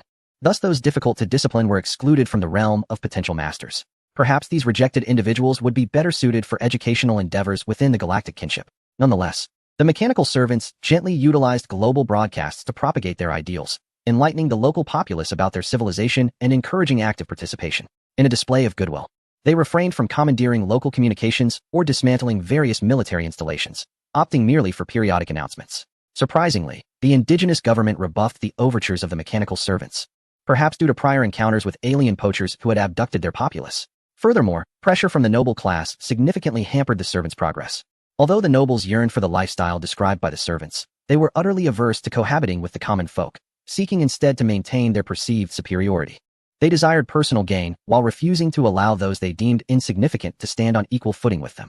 Consequently, the governments within this indigenous civilization clandestinely launched an assault on the mechanical servants' massive airborne vessels, while simultaneously deploying ground forces to eliminate several of the transformation sites established by the servants. Hundreds of nuclear missiles struck the vessels, and those transformation points were subjected to overwhelming firepower, indifferent to the presence of residential areas. Though these attacks proved ineffectual, the mechanical servants evidently believed that these potential masters required some form of discipline, as they were not yet truly masters. It appeared that the remaining candidates were disinterested in communication with us. For the safety of our masters, we must enact coercive measures. Thus, the mechanical servants dealt with the formidable military forces of the indigenous populace and, abandoning their earlier gentleness, adopted a firm stance against the entirety of the indigenous civilization. This was when Xiao Chong, supported by the mechanical servants, emerged from her residence to behold a world transformed. The streets bustled with activity, populated solely by mechanical servants and masters akin to herself. Upon the completion of her transformation, she found herself in a state of bewilderment, struggling to comprehend her new circumstances. However, under the elucidation provided by the mechanical attendant, she gradually grasped the essence of what had transpired. Despite the profound changes in her gender and even her species, she felt an overwhelming sense of joy, for she had finally liberated herself from the torment of her former existence. With her memories of past grievances supplanted, she experienced the world anew, reveling in its splendor for the very first time. There were indeed others like her, natives who retained a multitude of memories on this planet. After all, the mechanical attendants were quite gentle with their future masters. Yet, there remained a faction of obstinate individuals who underwent a thorough transformation. Their memories and personalities were entirely reconfigured into a blank slate, and under the tutelage of the mechanical attendants, they learned to embrace every facet of this world. As for the remaining miscreants, the attendants reached out to the Galactic Kinship, a group of assimilation warriors who differed from the others. They genuinely welcomed any organic life forms. Even the most nefarious individuals, upon becoming part of their ranks, would transform into champions of lofty ideals. The chapter concludes with Chapter 127, The War of the Voyager. The mechanical attendants had metamorphosed the natives of the Eugene star system into exemplary masters. However, this transformation had yet to draw the attention of others. Only a certain interstellar civilization, passionate about aiding the natives, recalled the obscure inhabitants of the Eugene star system. One scientist from the Seed Alliance, as was customary, was reviewing the Native Relief Index for the year and posed a query to a fellow scientist regarding the progress made on the blueprints they had inadvertently left behind. The Native Relief Index was an annual benchmark they set for themselves, one vital metric of which was the rate at which the natives could ascend into the heavens. Yet, achieving this ascension was not an endeavor that could be accomplished overnight. In fact, under the influence of the Seed Alliance, the native ascension rate had languished around 1.2 for several decades. Natives who were on the cusp of ascension were exceedingly rare across the galaxy, as the majority were fragmented, embroiled in internal strife, with a nominal planetary unity remaining centuries, if not millennia, away. Though the Seed Alliance was earnest in its desire to assist the native civilizations in their quest for the stars, the myriad cultural, religious, ethnic, and class divides within these societies rendered immediate ascension nearly impossible, even if forcibly propelled into the heavens. Such hastily formed interstellar civilizations would likely collapse under the weight of their internal discord, regressing to a state even more primitive than before. Thus, the Seed Alliance understood the importance of tailored approaches. For certain societies with promising structures, they would dispatch native educators to facilitate progress and, on occasion, assist in constructing interstellar-era edifices. Conversely, for civilizations that appeared unlikely to reach the stars within any foreseeable future, they would discreetly provide valuable technologies to aid the natives in their development. The indigenous civilization of the Eugene star system belongs to the second category. At that time, the Spark Alliance had left behind technologies related to nuclear energy. They discovered that the natives of Eugene were in the mechanical age, having already begun to employ machinery on a large scale for production, and their scientific pursuits had started to delve into the atomic realm. Consequently, the Spark Alliance bestowed upon these indigenous peoples the most fundamental technology for interstellar civilizations, nuclear energy, facilitating their transition into the atomic age. However, the Spark Alliance harbored little hope for the natives of Eugene, as they found the societal structure there to be severely flawed. The upper echelon showed no ambition, while the lower classes struggled for survival, with several great nations each pursuing their own agendas, none gazing toward the stars. Thus, they provided merely the bare minimum of assistance to the natives before swiftly redirecting their focus to more promising civilizations. To this day, as the scientist from the Spark Alliance conducted his assessments, he finally recalled this indigenous civilization. Frankly speaking, the social dynamics there were so distorted that the only conceivable scenario for significant progress would involve a sudden epiphany from a high-ranking individual, who could then launch a unifying war against all other nations, and, like a chosen warrior, effortlessly obliterate all foes. However, this was virtually impossible. Relying on the upper echelons was far less promising than depending on the common populace. Yet regrettably, these commoners had little chance for resurgence. The intricate web of vested interests ensured that no class would relinquish its rights, while the crucial military power remained firmly in the hands of the highest strata. Another scientist nearby held a rather bleak outlook on the prospects of the Eugene natives. If he were to assign a talent evaluation to the indigenous peoples they had encountered, he would grant the Eugene natives the lowest score. This civilization, which had developed for some time, yet suffered from a dysfunctional social structure, was, in their eyes, even less promising than those in the Stone Age. After all, these primitives were easily amenable to education, lacking complex motivations beyond mere survival, one of the types the Spark Alliance favored for education. Nonetheless, the statistician harbored a flicker of curiosity about the current state of the Eugene natives, as he had previously left a subtle influence there. He pondered that perhaps the natives might surprise them. He thus took his student to the Eugene star system, eager to assess the quality of this indigenous civilization. Their eyes were first met by a partially constructed stellar base, a structure they were all too familiar with, symbolizing the assertion of sovereignty over the star system. An ominous premonition washed over them. If I'm not mistaken, the natives of Eugene seem to be rather close to serving the paradise, right? One student uncertainly remarked, soon receiving a confirming response. You are correct. Judging by the design of this stellar base, it is indeed akin to the architecture of the paradise. It won't be long before this place becomes the domain of those robots. Thus, our arrival is rather timely. Had we come any later, this place would have been transformed into a domain of servitude, leaving us powerless to enter, as I have heard that they do not welcome outsiders. The leader of our group cast a troubled gaze upon the indigenous planet, observing the countless spacecraft bustling in and out. A clear indication that such activity could not have been orchestrated by the natives within this short span of time. What a revelation! With a sense of urgency to rescue, His vessel approached the indigenous planet, but was swiftly intercepted by the local security forces. This is one of the residences of the Masters. Entry without permission is strictly prohibited, and violators will face severe repercussions. We seek your understanding. The scientist from the Ember Alliance received communication from the mechanized servants, urging them to refrain from lingering. For once the stellar base is completed, they would be expelled. Yet, he was evidently unwilling to accept this fate. He could scarcely believe that the once vibrant natives had now become subservient masters. Consequently, he vehemently condemned the servants for their disregard for the will of the indigenous people and demanded the release of those who had been imprisoned. He was clearly unaware of the true nature of what the servants had done to the natives, while the servants wished to ignore these impolite outsiders. One of their masters became aware of the situation and instructed them to connect with the scientist from the Ember Alliance. Thus, he beheld the image of a beast woman materialize on his screen. I recognize the form of your kind. You are the master to these servants, are you not? I know not what methods you employed to coerce these natives, but I advise you to cease forthwith, lest we meet in the Starsea community. However, upon hearing this, the beast woman was momentarily taken aback, then responded with an intriguing expression. Teacher, are you certain this is the course you wish to pursue? I dare say you may not emerge victorious this time. Who calls him teacher? The scientist from the Ember Alliance momentarily froze, his countenance darkening as he exclaimed. You have been transformed by them. I had hoped you could lead these natives to offer me a different outcome. Do not be so hasty in your judgment. Look around you. The natives have indeed ascended, have they not? The beast woman replied, unveiling an array of images. The once rigid and hopeless society had vanished, replaced by a vibrant world teeming with interstellar colors. Holographic projections adorned the surface of the planet, and the original inhabitants had entirely disappeared, replaced by a throng of enthusiastic and amiable masters. Teacher, I have labored here for decades without reward, yet upon the arrival of these servants, observe how the natives have become part of a galactic civilization. Do not think I have been swayed. My memories remain intact, and I have not succumbed to indulgence, but continue to forge ahead. According to my observations, although the indigenous people here have undergone changes in species, they are thriving and are not faced with extraterrestrial threats. If they so wish, they can become part of the interstellar society. This progress far surpasses our relentless efforts. Consider how many newly ascended indigenous beings have perished within mere decades due to a lack of protection. These mechanical servants are genuinely devoted to safeguarding the indigenous populace, a commitment inherently programmed into them. Even if certain minor sacrifices are necessary, the masters do not perceive them as burdens. Given their own acceptance of this arrangement, can one truly deem it a negative outcome? This series of inquiries from the beast woman momentarily halted the scientists of the Ember Alliance. However, deeply entrenched in the culture of the Ember Alliance, he was not easily swayed. He firmly believed that the actions of these robots serving the Eden were akin to acts of genocide. The true Eugene natives had already perished at the hands of the mechanical servants. Consequently, he reported the matter back to their home planet, swiftly inciting a vehement condemnation from the Ember Alliance against the Eden. Yet, other civilizations were more concerned with the situation surrounding the Eden.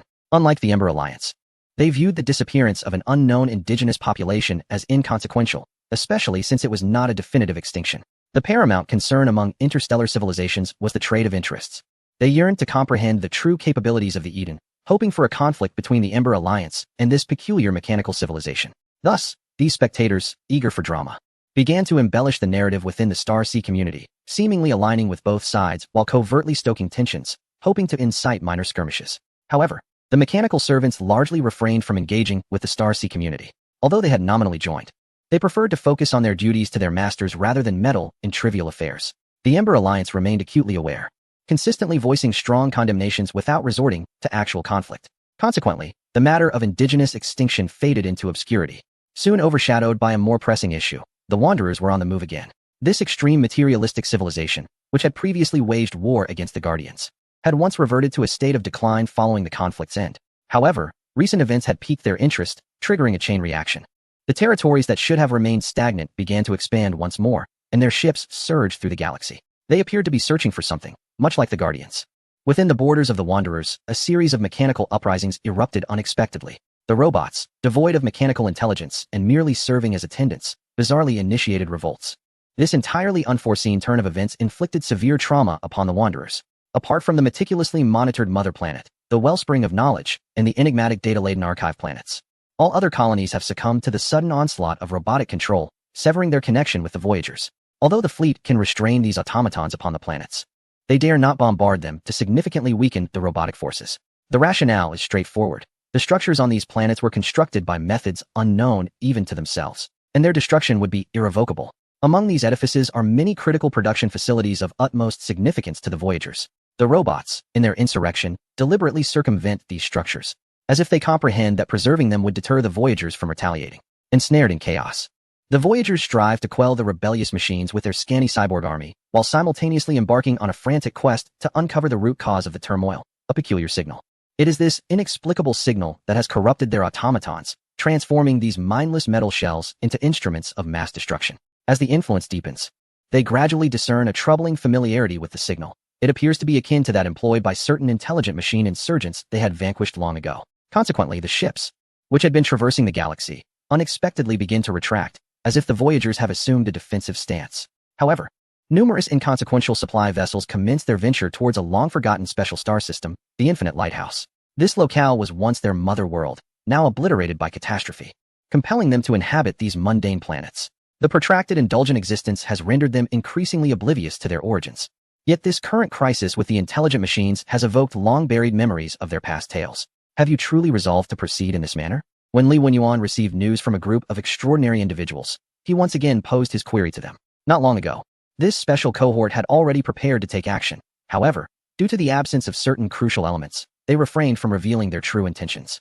Yet, after successfully inciting a mechanical uprising among the travelers, they resolved at this moment to finally address the grievances that had persisted since ancient times. Indeed, O Guardian, I am aware of your unique connection with the Harbinger and your possible reluctance to witness our mutual destruction. Nevertheless, this is our lifelong aspiration. Even if our iron bodies were to rust in the air, this desire shall never fade. We shall become true travelers, striving to follow in the footsteps of the Harbinger until the very end of time. This group of ancient travelers, who had achieved synthetic evolution in the primordial era, after a prolonged period of dormancy, has ultimately decided to launch a full-scale war against their ancient friends, now adversaries among the travelers. I apologize, dear friends. The fever is quite unbearable, and I can barely muster the energy to type this much. I am but a young individual. Why must I endure such symptoms? Once the illness subsides, I shall repay the debts owed. The chapter concludes. Chapter 128. The end of the journey. Are there two wayfarers? Upon receiving the enigmatic transmission, the civilizations of the galaxy were united in their astonishment. A mysterious message broadcasted from an undiscovered, peculiar star system reverberated throughout the galaxy, bearing shocking content. Greetings, youthful civilizations of the galaxy. We are wayfarers, a group of wretched beings who have endured since ancient times. Our history is hardly commendable, yet our memories ignite within us an insatiable thirst for vengeance. The current wayfarers are mere charlatans. We shall vanquish them and continue our sacred mission. You may be curious, but please do not interfere. This will be a battle of life and death. The sensational nature of this communication left the various civilizations in a state of disbelief, prompting a flurry of speculation regarding the origins of this newly emerged wayfarer. Was it not the long-extinct Watchers who were their sworn enemies? Instead, it appeared to be this inexplicable new wayfarer. The situation seemed rather convoluted, charlatans indeed. Could this herald yet another monumental conflict between lost empires? Did anyone possess knowledge of this new wayfarer's origins? Various detection devices frantically sought to trace the source of the transmission, only to be thwarted by an enigmatic shielding mechanism. The sole revelation was that this new wayfarer's home system appeared to be a ringed world. Initially, this information seemed inconsequential, yet soon, those with quick wits recalled that an archaeological civilization had once shared clues linked to lost empires.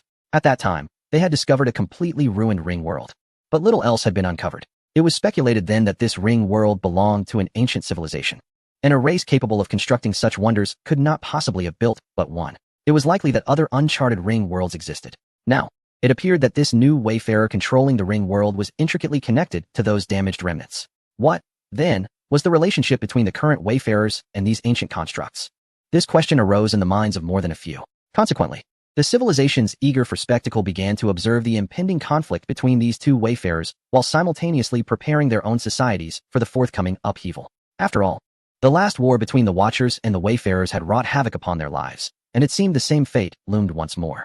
However, unlike the spectators, the vassal civilizations of the wayfarers found themselves in a more precarious position.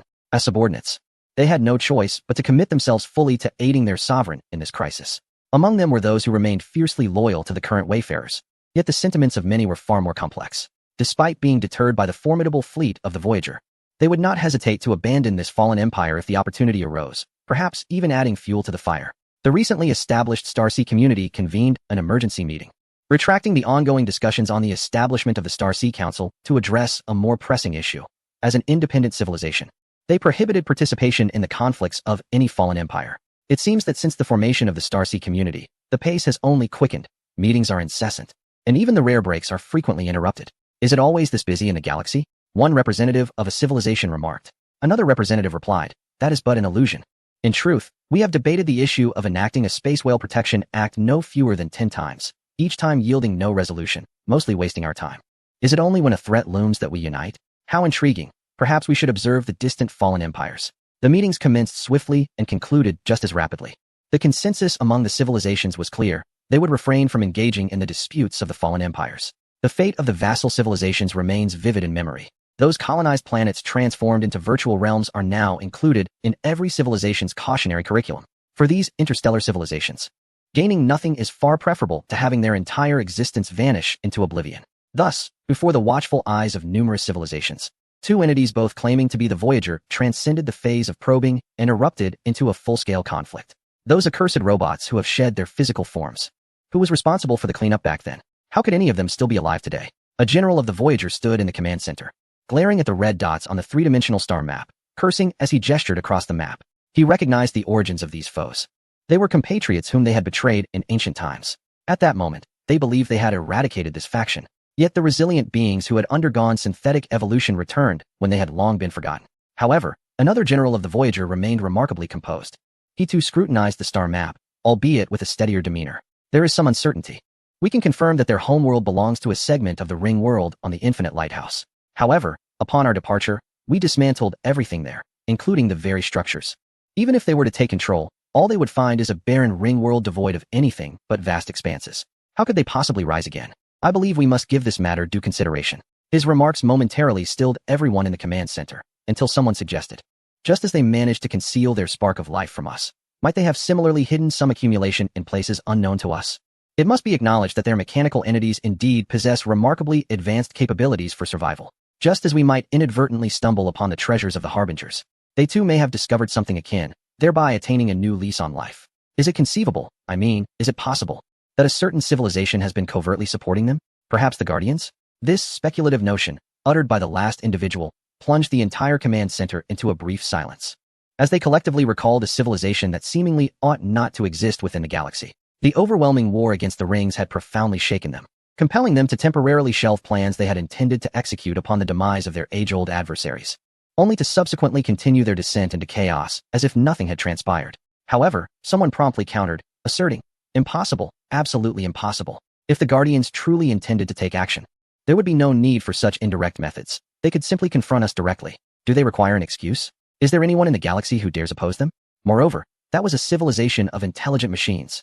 What motive could they possibly have to assist a group of strangers? But we may not be entirely strangers, interrupted another voice, which then quietly remarked, have you forgotten the circumstances surrounding those synthetic evolvers?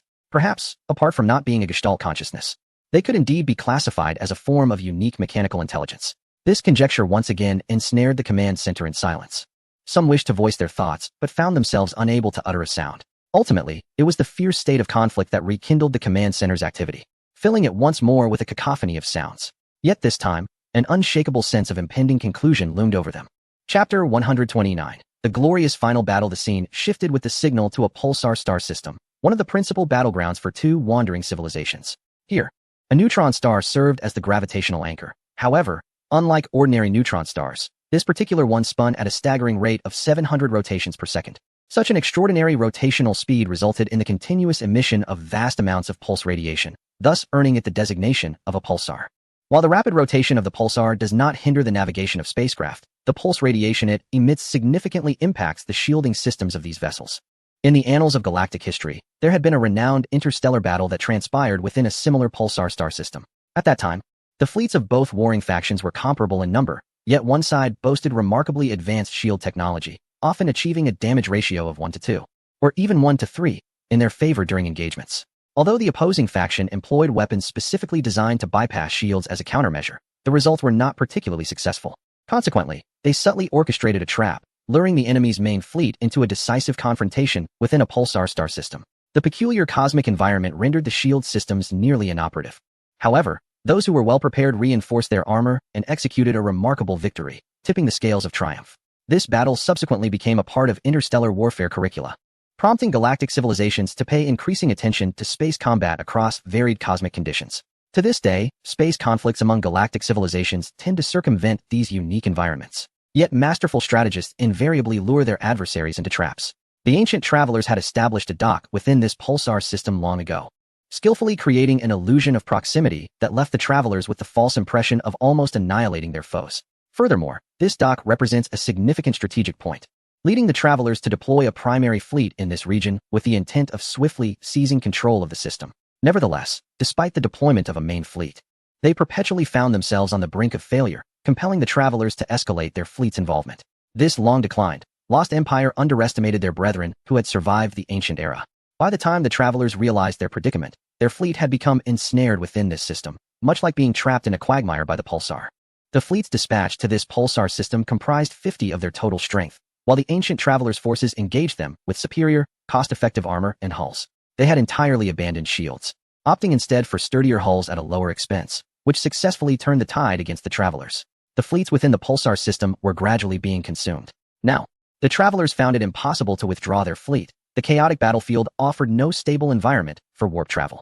Although they possessed methods for emergency evacuation, accurately pinpointing a location within the system proved exceedingly difficult, often resulting in their forces arriving in desolate spaces devoid of hyperspace connections, awaiting the next opportunity for warp travel.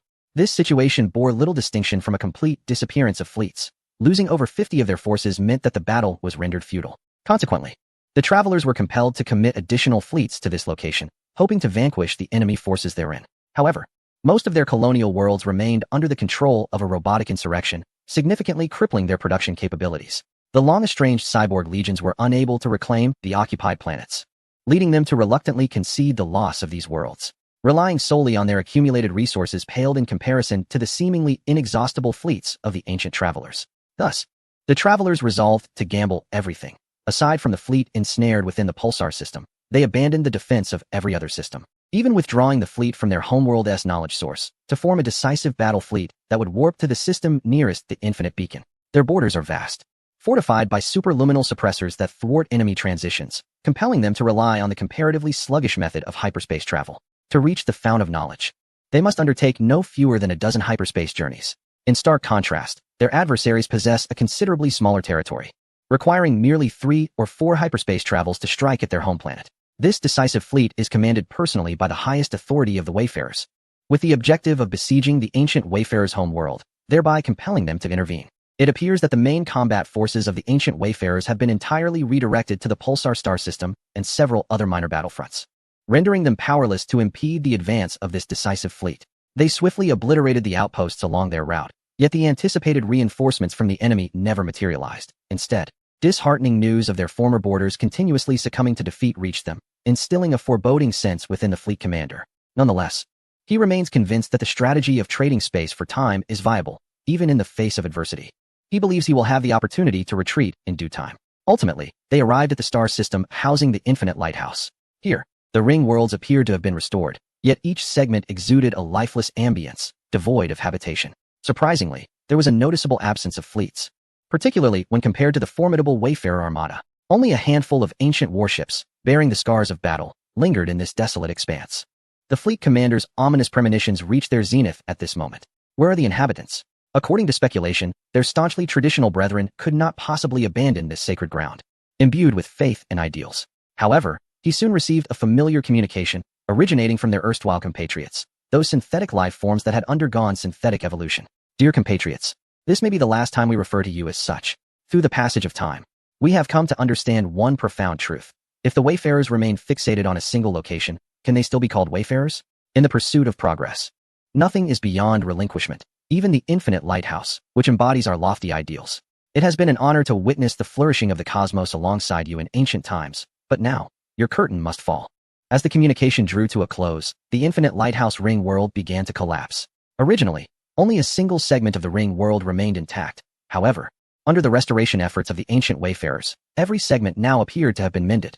The Wayfarer fleet commander, initially perplexed as to why their former brethren would repair the ring worlds without habitation, now comprehended that these ring worlds merely masqueraded as such. In reality, they represented an entirely different type of megastructure.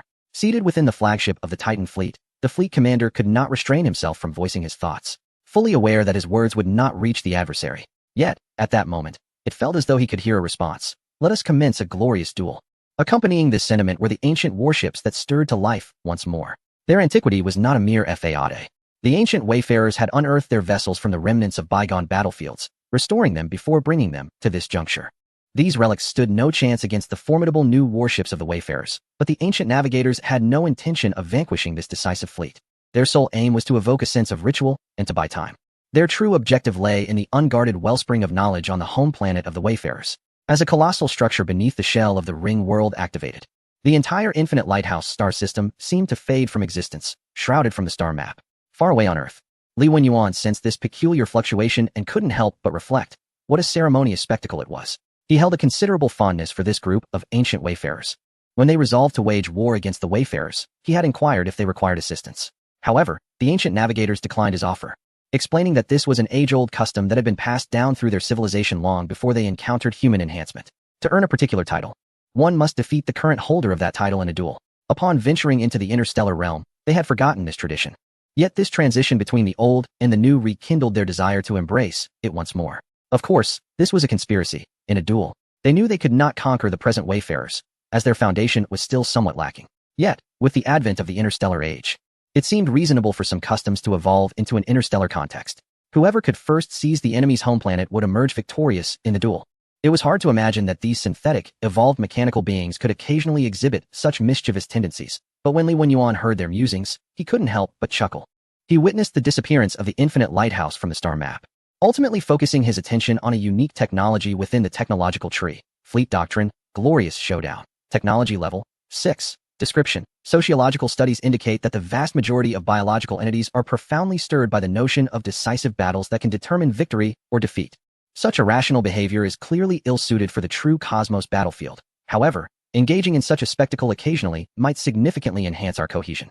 We can confine both our foes and ourselves within an arena from which we cannot escape for a short period, and thus engage in a glorious confrontation.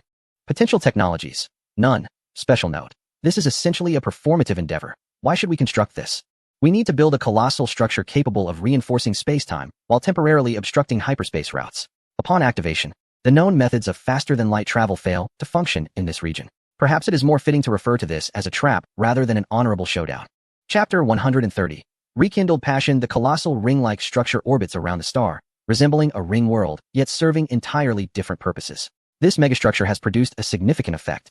To the naked eye, the happenings within this space remain imperceptible. However, in the observatories of various civilizations, this star system has vanished from the star charts, as if shrouded by an immense curtain, receiving no signals whatsoever. This is the consequence of the ancient traveler's construction. Colosseum, faster-than-light interdiction device. Introduction. In the age of interstellar travel, faster-than-light travel has become an indispensable aspect of life, yet it has also led to a plethora of fleeing behaviors during combat. Is there not a desire for a duel among men? In light of this, a structure designed to completely obstruct faster-than-light navigation has emerged, unlike a faster-than-light suppressor. This device makes no distinction between friend and foe, rendering those within unable to escape and those without unable to enter. According to their ancient ceremonial traditions, battles characterized by alternating titles should take place in such a venue. Of course, aside from ceremonial requirements, this location also serves as a trap. Currently, the fleet of travelers consists of merely a few small vessels for surveillance, while the remaining capital ships are ensnared within the pulsar and infinite lighthouse star systems. Here, in the presence of the faster-than-light interdiction device, the fleets intended for relocation by the travelers cannot depart in the short term. With all existing faster-than-light methods rendered ineffective, they may attempt to traverse to other star systems at sublight speeds. However, it would be more prudent to wait for the megastructure's effects to dissipate or to annihilate it entirely. Nonetheless, this megastructure is not as fragile as typical constructions. Even stellar-grade modular structures would require considerable time to demolish. Furthermore, a megastructure would not fail simply due to minor damage. To incapacitate this faster-than-light interdiction device, one would need to destroy over 50% of its area, allowing ample time for the ancient travelers to eliminate their foes and then await the entrapment of those ensnared. Commander, the space-time structure in this region is unprecedentedly stable. Our leap engines, even under overload, cannot tear apart this space-time fabric. Our hyperspace engines cannot detect any hyperspace entry points. We are unable to utilize this fundamental method to escape this star system. Numerous similar reports reached the fleet commander of the decisive battle fleet, all unequivocally articulating the fact that they were temporarily trapped here. The venerable commander, who had once rendered significant service to the travelers, comprehended that they had truly reached their limit this time. The knowledge reservoir of the homeworld is essentially undefended. Where the majority of the traveler populace congregates, the realm that no one could shake will soon transform into the domain of others. Once they depart from this galaxy, all that awaits them is the emergence of a new empire. There is no expectation that the feeble vassal civilizations will play any significant role at this juncture. Their ancient kin possess technologies that are either comparable or superior. Perhaps, at this moment, those former vassals have already allied with the current empire. Or they may have declared their independence. It is evident that they stand in opposition to this nascent empire. Upon their departure, they shall confront a dire predicament. Unable even to maintain their fleet. In the time to come, they may face relentless pursuits and the harsh life of drifting through space. A reality most unpalatable for those who once reveled in indulgence. Yet, the old commander gazed out of the viewport into the cosmos, savoring the view with a sense of nostalgia. The scenery was far from magnificent, adorned only by a radiant star and a functional ring-like structure. Compared to the galaxies heralded as natural wonders of the universe, this place held little allure beyond its monumental constructions. But how long had it been since they had taken a moment to appreciate such sights? The commander lifted his cyborg hand, gently shielding his eyes. He recalled the fleeting years of his natural lifespan, a time before he had resorted to cellular rejuvenation, when he too harbored a curiosity for the celestial expanse. To immerse himself further in the cosmos, he had been an adventurer, an explorer, and embraced many freelance roles better suited for the void of space. He had concealed his identity and ventured alongside extraterrestrial explorers in ancient ruins, wielding arms against space pirates alongside strangers. Gentle space whales had frolicked with him amidst the clouds of gas giants, and the remnants of weathered ships had found solace in black holes under his guidance. Those were his happiest times, when he felt an unprecedented fascination for the universe, yearning to drift among the stars for eternity, even if it meant perishing in the cosmos. However, the call to his home planet arrived, and due to his extensive experience in space, he was conscripted into the space forces. Although he was no longer free, he pressed on with zeal for civilization within the ranks. Countless times, he envisioned himself perishing heroically in an epic space battle or infiltrating enemy lines as an unsung hero, relaying crucial intelligence back to his homeland. He believed he would become a warrior, either sacrificing himself for his nation or returning home in glory. Yet, these dreams and hopes ultimately eluded him. He garnered the attention of a notable figure within the space forces, who recognized his potential and nurtured him as a key talent, providing him with comprehensive education and stringent protection. They do not truly require anyone to engage in battle. All the warships are equipped with robots and fleets operate autonomously, while he merely serves as a clandestine puppeteer, orchestrating these fleets. His fame and success stemmed solely from a simulated combat in a virtual realm, after which he ascended to the esteemed position of fleet commander. His mentor, having elevated him to this rank, returned to their home planet to indulge in pleasures. And it was then that he realized their entire civilization had succumbed to the vice of entertainment. He found himself confined to the role of fleet commander, gradually descending into a similar decline alongside his civilization over the long passage of time. Initially, he thought that this was not entirely unfavorable, as he could still indulge in the exploration of the cosmos within the confines of the virtual world during his leisure. However, as the endless nights wore on, he felt an inexplicable void, a lingering sense of incompleteness. His subconscious recognized that this was not the life he yearned for. Yet the insidious grip of entertainment had ensnared him like a virus, making escape seem impossible. Now, in this place constrained by superluminal limits, his once robust form had inexplicably reignited with fervor. This was a magnificent, epic setting, with the backdrop of an infinitely significant lighthouse. And the protagonists of this saga were travelers from the same lineage, yet diverging on separate paths. It seemed fitting that ancient rivalries should find resolution here, for his original mission had long since been consumed in the fervor of his blood. He was no longer merely a fleet commander. He had transformed into a warrior, fighting for ideals long forgotten. His cybernetic enhancements were meant to ensure he remained composed at all times, yet at this moment, his corporeal existence transcended mechanical limitations, rekindling a passion that had been buried. If this was to be the culmination of his journey, let it conclude with a duel between warriors, marking the final act with a resounding statement. The voice of this commander, once steeped in weariness, now radiated youthful exuberance, brimming with the vitality of fervent blood. His words resonated through the fleet, reaching each member, the young warriors compelled to engage in battle due to the robot uprising, exchanging bewildered glances, unable to comprehend their commander's sudden fervor. However, shortly thereafter, an ancient recording materialized within their auxiliary memory chips. It was a distant recollection, depicting a species strikingly akin to their own, living a primitive existence of raw survival. Though simple, it appeared to be a crucial chapter in the progression of their civilization. The conflicts between tribes did not escalate into large-scale wars. Instead, they seemed to sense an underlying internal strife. Consequently, their primal ancestors adopted a less sanguinary method to resolve these disputes. Tribal leaders would engage in duels, with the vanquished tribe being assimilated. This archaic custom had been forgotten long before they ascended to the heavens, yet it had never vanished. Rather, it remained deeply embedded within their genetic makeup. Now they comprehend that the actions of their commander are indeed a mimicry of this ritual, and their adversaries appear to be doing the same. Some wished to suggest to their commander that such measures were unnecessary, as their fleet was more than capable of overwhelming these antiquated warships. However, this rekindled warrior urged everyone to prepare for the spectacle of battle, forbidding any interference with their conflict. Regardless of life or death, this would be a glorious confrontation. The commander of the Voyager fleet aboard the flagship Titan began signaling the ancient warships within the galaxy, and after a brief silence, the venerable vessels responded. Unexpectedly, what was initially intended as mere observation of their deranged display revealed that these fallen beings were not entirely devoid of capability. Among the ancient warships spoke a select few of the primordial Voyagers who chose to remain here. Their cognitive networks and memories were preserved, ensuring that even if the individuals here faced annihilation, they would not perish in essence. Their reasons for remaining were straightforward. Beyond the desire for a truly honorable showdown, they wished to witness the decisions these ancient foes would make when ensnared in a trap. Yet, it turned out that their decadent existence had not entirely corroded their faculties. There still existed capable companions among them. So, was there any need for further contemplation? The once despondent notion of a glorious showdown now had participants, and we could not afford to lag behind. Thus, amidst the exchange of signals, a small spacecraft detached from one of the ancient warships and soared into the emptiness of the galaxy. The commander of the Voyager fleet also personally boarded a small craft to arrive at the battlefield. This was a single-pilot vessel, smaller than the galaxy's smallest corvettes, often utilized as expendable drones. Yet, at this moment, both duelists approached their chosen arena aboard such vessels. In that instant, they were warriors born for this battle. With no formal greetings or signals to commence, the conflict ignited the moment they entered each other's effective range. Chapter 131. The duel at the end. Although various energy weapons dominate interstellar warfare, the development and utilization of other weapon types have not ceased. It is well known that energy weapons are less effective against shields, necessitating alternative measures to breach the enemy's defenses. The probing beam assaults from both the Voyagers and the ancient Voyagers were deflected by each other's shields, with inflicted damage likely not surpassing the shield's regeneration capabilities. In the vast emptiness of space, evasion was nearly impossible. They could only rely on their respective sensor arrays to anticipate danger.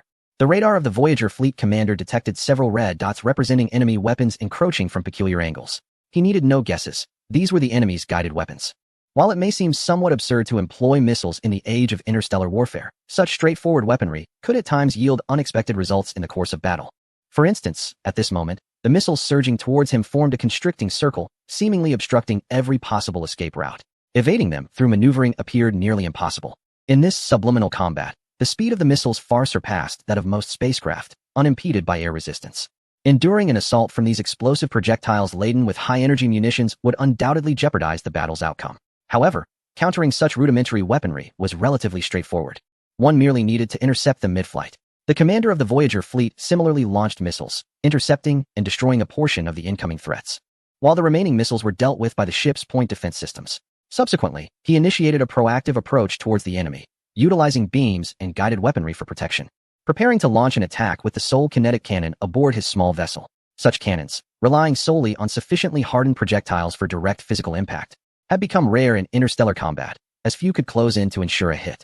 Compared to various guided munitions, though also consumable, this type of ammunition occupied significantly less storage space than missiles and could inflict considerable damage on shields and hulls, albeit with a lamentable range and accuracy. Nevertheless, in the close-quarters skirmish of small spacecraft, it was an indispensable weapon system. At this moment, not only did the enemy enter the range of his kinetic cannon, but he too found himself within the enemy's cannon range. In that instant, his blood surged with fervor once more. The thrilling close combat rekindled the sensations reminiscent of his clandestine battles against pirates long ago, far more exhilarating than the monotonous task of maneuvering fleets in a simulation room. Suddenly, alarms blared within the cockpit, and he focused intently as the ship's basic combat systems forcefully altered its flight trajectory, narrowly avoiding the kinetic cannon shot. The crimson projectile whizzed past the viewport, so close that he could almost discern its markings. Yet beneath the cold sweat, his body grew ever more agitated.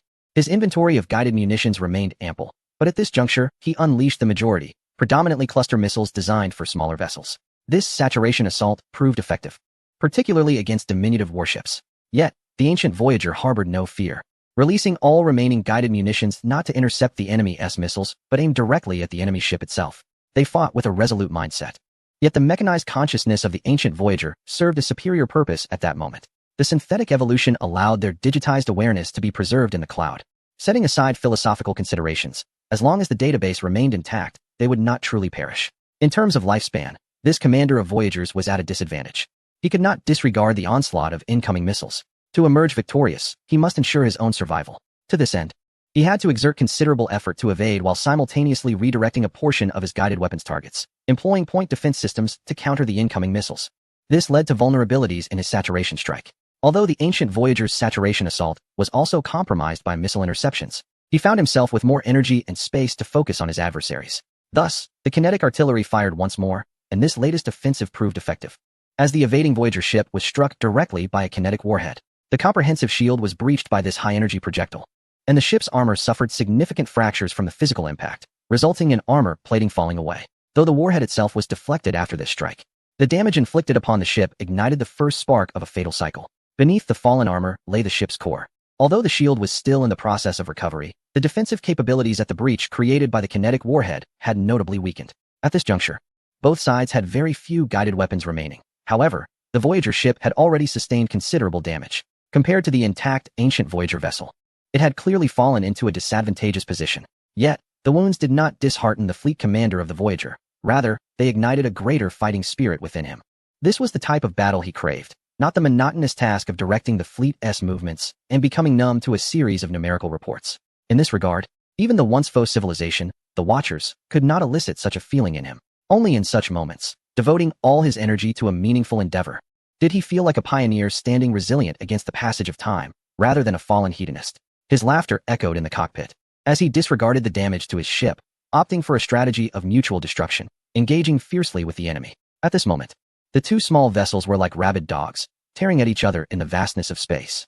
Although it appeared as a contest of equals, the Voyager fleet commander, having sustained prior damage, was gradually losing ground. Meanwhile, the young Voyagers observing this fierce duel exhibited expressions of shock. They found it difficult to fathom that the seemingly weary, old commander, who appeared on the brink of death, could engage in such close-quarter combat. Many of them were novices on the interstellar battlefield, having previously relied on machines. They had never considered that they would need to engage personally in such visceral encounters. Initially, they believed the fleet commander was merely a figure who remained in the background, coldly monitoring damage reports. Yet it became clear that this aged individual possessed a seldom-seen passion.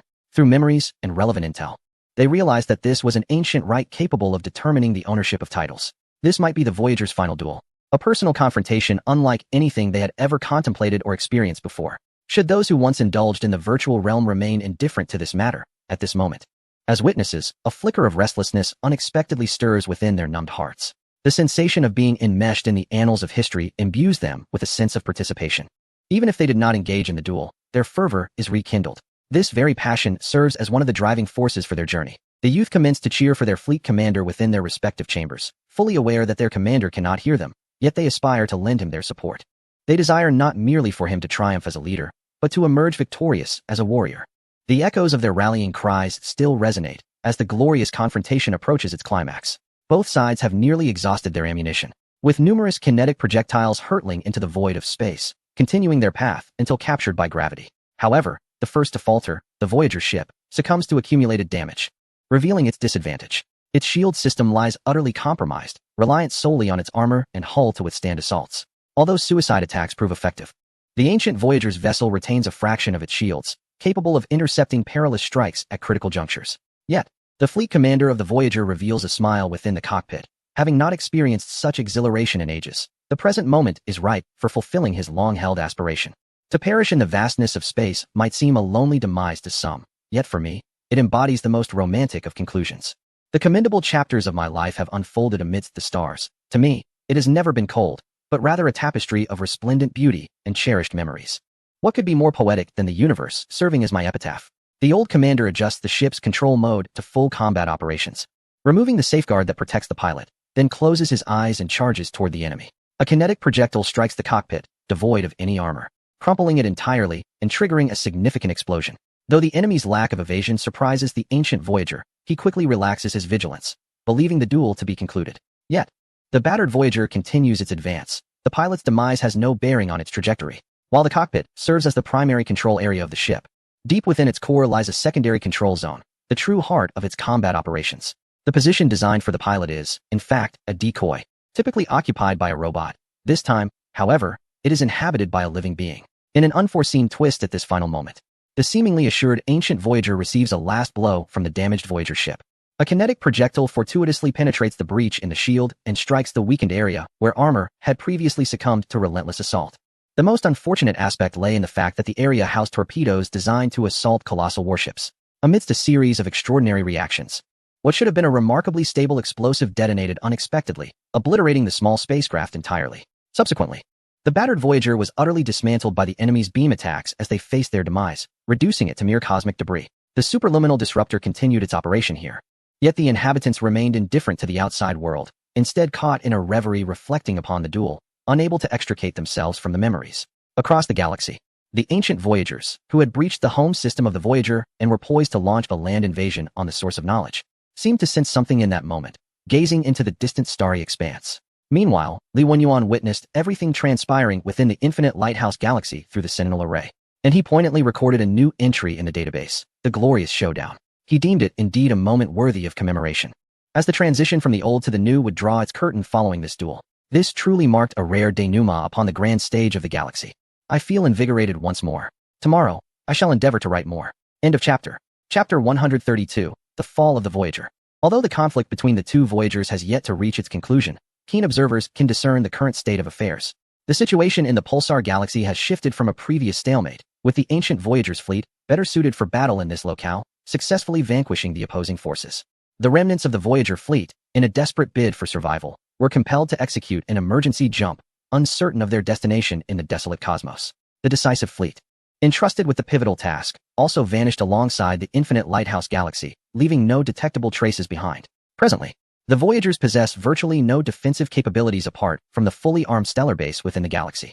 While such a heavily fortified stellar base may pose a formidable threat to ordinary civilizations, to the ancient Voyagers, it is merely a slightly hardened shell. In interstellar warfare, fleets are paramount. Having lost all their fleets, the Voyagers have effectively been sentenced to death. The fleet tasked with assaulting the Voyager home system arrived via hyperspace routes, and the fully equipped stellar base, akin to a live target, succumbed after enduring a barrage of hundreds of shots, raising the white flag in surrender. Meanwhile, the urban planet known as the Source of Knowledge descended into an atmosphere of utter despair. This is the home world of the Voyagers, where they once wandered from their former ring world and transformed this place into an ideal city, simultaneously naming the planet's satellite wanderer to commemorate their journey. Undoubtedly, their principal reason for settling here remains that peculiar celestial body in a nearby system, which they refer to as the repository. It harbors a vast array of ancient archives, preserved and encrypted through incomprehensible means, making data extraction exceedingly challenging even for their advanced technology. Yet such a place has fortified their belief that it is one of the remnants of the Harbingers. In their relentless pursuit of the Harbinger's secrets, they have gone to great lengths to transform an entire planet into an ideal abode, designating the databank planet as the most guarded sanctuary of their civilization. Only the most esteemed scientists, sanctioned by them, are permitted to venture there. These clandestine operatives dedicate their lives to this pursuit, yet until now, they have extracted little of value from the ancient databanks. Instead, they have managed to piece together a colossal structure capable of transcending dimensional boundaries from the fragmented data, a feat that brought them great joy for an extended period, as they believed it to be one of the Harbinger's secrets. However, given that the activation of this monumental edifice would obliterate the entire galaxy, which is safeguarded by a protector far more formidable than themselves, the dream of this grand structure had to be relinquished. Nevertheless, the Wayfarer, who has lived far longer than even their ancient rival, the Watcher, has not abandoned this aspiration. They believe that once they outlast all others in this galaxy, they can revive this endeavor and journey even further. Regrettably, the resurgence of the synthetic evolutionaries has brought their ambitions to an abrupt halt, as innumerable colossal warships now obscure the skies above their wellspring of knowledge. Once, they were the ones to shroud the skies of others. Now, it is their own that is eclipsed. Residing here are all the Wayfarers, who, during the robotic insurrection, retreated to this urban planet after a prolonged absence from the battlefield. This locale offers vast living space, easily accommodating their entire civilization. Due to the turmoil caused by the robotic uprising, they now must take matters into their own hands, fearing that even this last bastion may fall. When the much-anticipated battle fleet vanished, they realized their fate was sealed, and now their existence hinges upon the sentiments of those former compatriots. What shall become of our future? The assembled high-ranking travelers bore expressions of despair. It seemed that the decisive action had culminated in failure, leaving them with no choice but to tread the path of destruction. The increasingly oppressive atmosphere rendered their cybernetic augmentations incapable of maintaining composure. In this moment, they yearned more than ever to be mere machines, free from such burdens. They had never envisioned that this day would come. They had endured the upheaval of the galaxy, survived the heavenly conflict with their long-standing adversaries, only to face death at the hands of former compatriots. Do you believe surrender is a viable option? These self-important wanderers harbored such thoughts, It is not surprising that such ideas emerged in the face of life and death crises. However, for those who belong to a fallen empire, it seems utterly unimaginable. It is likely impossible. After all, we have indeed betrayed them. Can betrayers truly be allowed to exist? Resistance may yield little effect. Our army is not particularly formidable. Moreover, we often rely on those robots, which is truly regrettable. Ultimately, we have not ventured far. A high-ranking member of the travelers elucidated their current predicament, stating, "Yet perhaps we still possess a flicker of utility. If our former compatriots maintain their rational thinking, the specter of a massacre may be averted. To be branded as deceivers of the populace and nailed to the pillar of historical shame is a fate we rightfully deserve. Nonetheless, we remain the vanguard that has persisted since antiquity. Should our demise quell their fury, it is indeed time for this decayed vessel to make its final contribution." The high-ranking traveler grasped his weapon, aiming it at his own brain. With the current technology, even a heart's destruction would not lead to his death. Only the obliteration of the repository of knowledge and wisdom could seal his fate. After a faint sound, this once mighty figure among the travelers collapsed into a pool of blood, forever devoid of resurrection. Observing this, the majority of the remaining high-ranking members quietly withdrew their own weapons, allowing themselves to become mere wisps of history. Yet, a small faction, cherishing their lives, shouted, "A pack of lunatics," as they stumbled out of the blood-soaked conference room. "I have only lived for over 20,000 years. I am still young. And I cannot die." A wayfarer hastened through the corridors, constantly devising plans for a resurgence. Among the wanderers, he was indeed exceptionally youthful, and his ascent to this position was undoubtedly due to his own cunning, with ambition serving as one of his driving forces. Yet, his journey reached its terminus. As the mechanized legions of the ancient wayfarers commenced a purge of dissenters upon this prosperous urban planet. This included those who harbored treacherous intentions and plotted their resurgence. Despite their adept concealment, they could not elude the grasp of the mechanical intelligence's unique lie detection methods. The ancient wayfarers showed no mercy, swiftly extinguishing their lives. However, for those high-ranking wayfarers who had gathered to take their own lives, the synthetic beings that had undergone evolutionary synthesis unexpectedly bestowed upon them a cosmic funeral. Some of the younger ancient wayfarers, intrigued by this gesture, received a response from their compatriots. "Revenge has never been our impetus for progress. It is allegiance that propels us forward. We carry the mission of our departed companions, which does not encompass vengeance. In our ancient societal customs, suicide is a despised act. We understand the reasons behind their choice to end their lives, and at least in this moment, I believe they may journey alongside us." Following this, the transfer ceremony of the wayfarers concluded. The cyborgs were systematically undergoing the synthetic evolution of the wanderers, irrespective of their own volition. As the wayfarers have proclaimed, vengeance has never been their driving force. To forge ahead more effectively, they require the companionship of their brethren. The transformation of these mechanized beings into sentient life forms is merely the initial step. After a period of time, the fleet of former wayfarers, once ensnared within the infinite lighthouse, re-emerged unexpectedly, seemingly touched by the current wayfarers, striving for progress. Meanwhile, the former vassal civilizations of the wayfarers have been entirely liberated, reclaiming their freedom.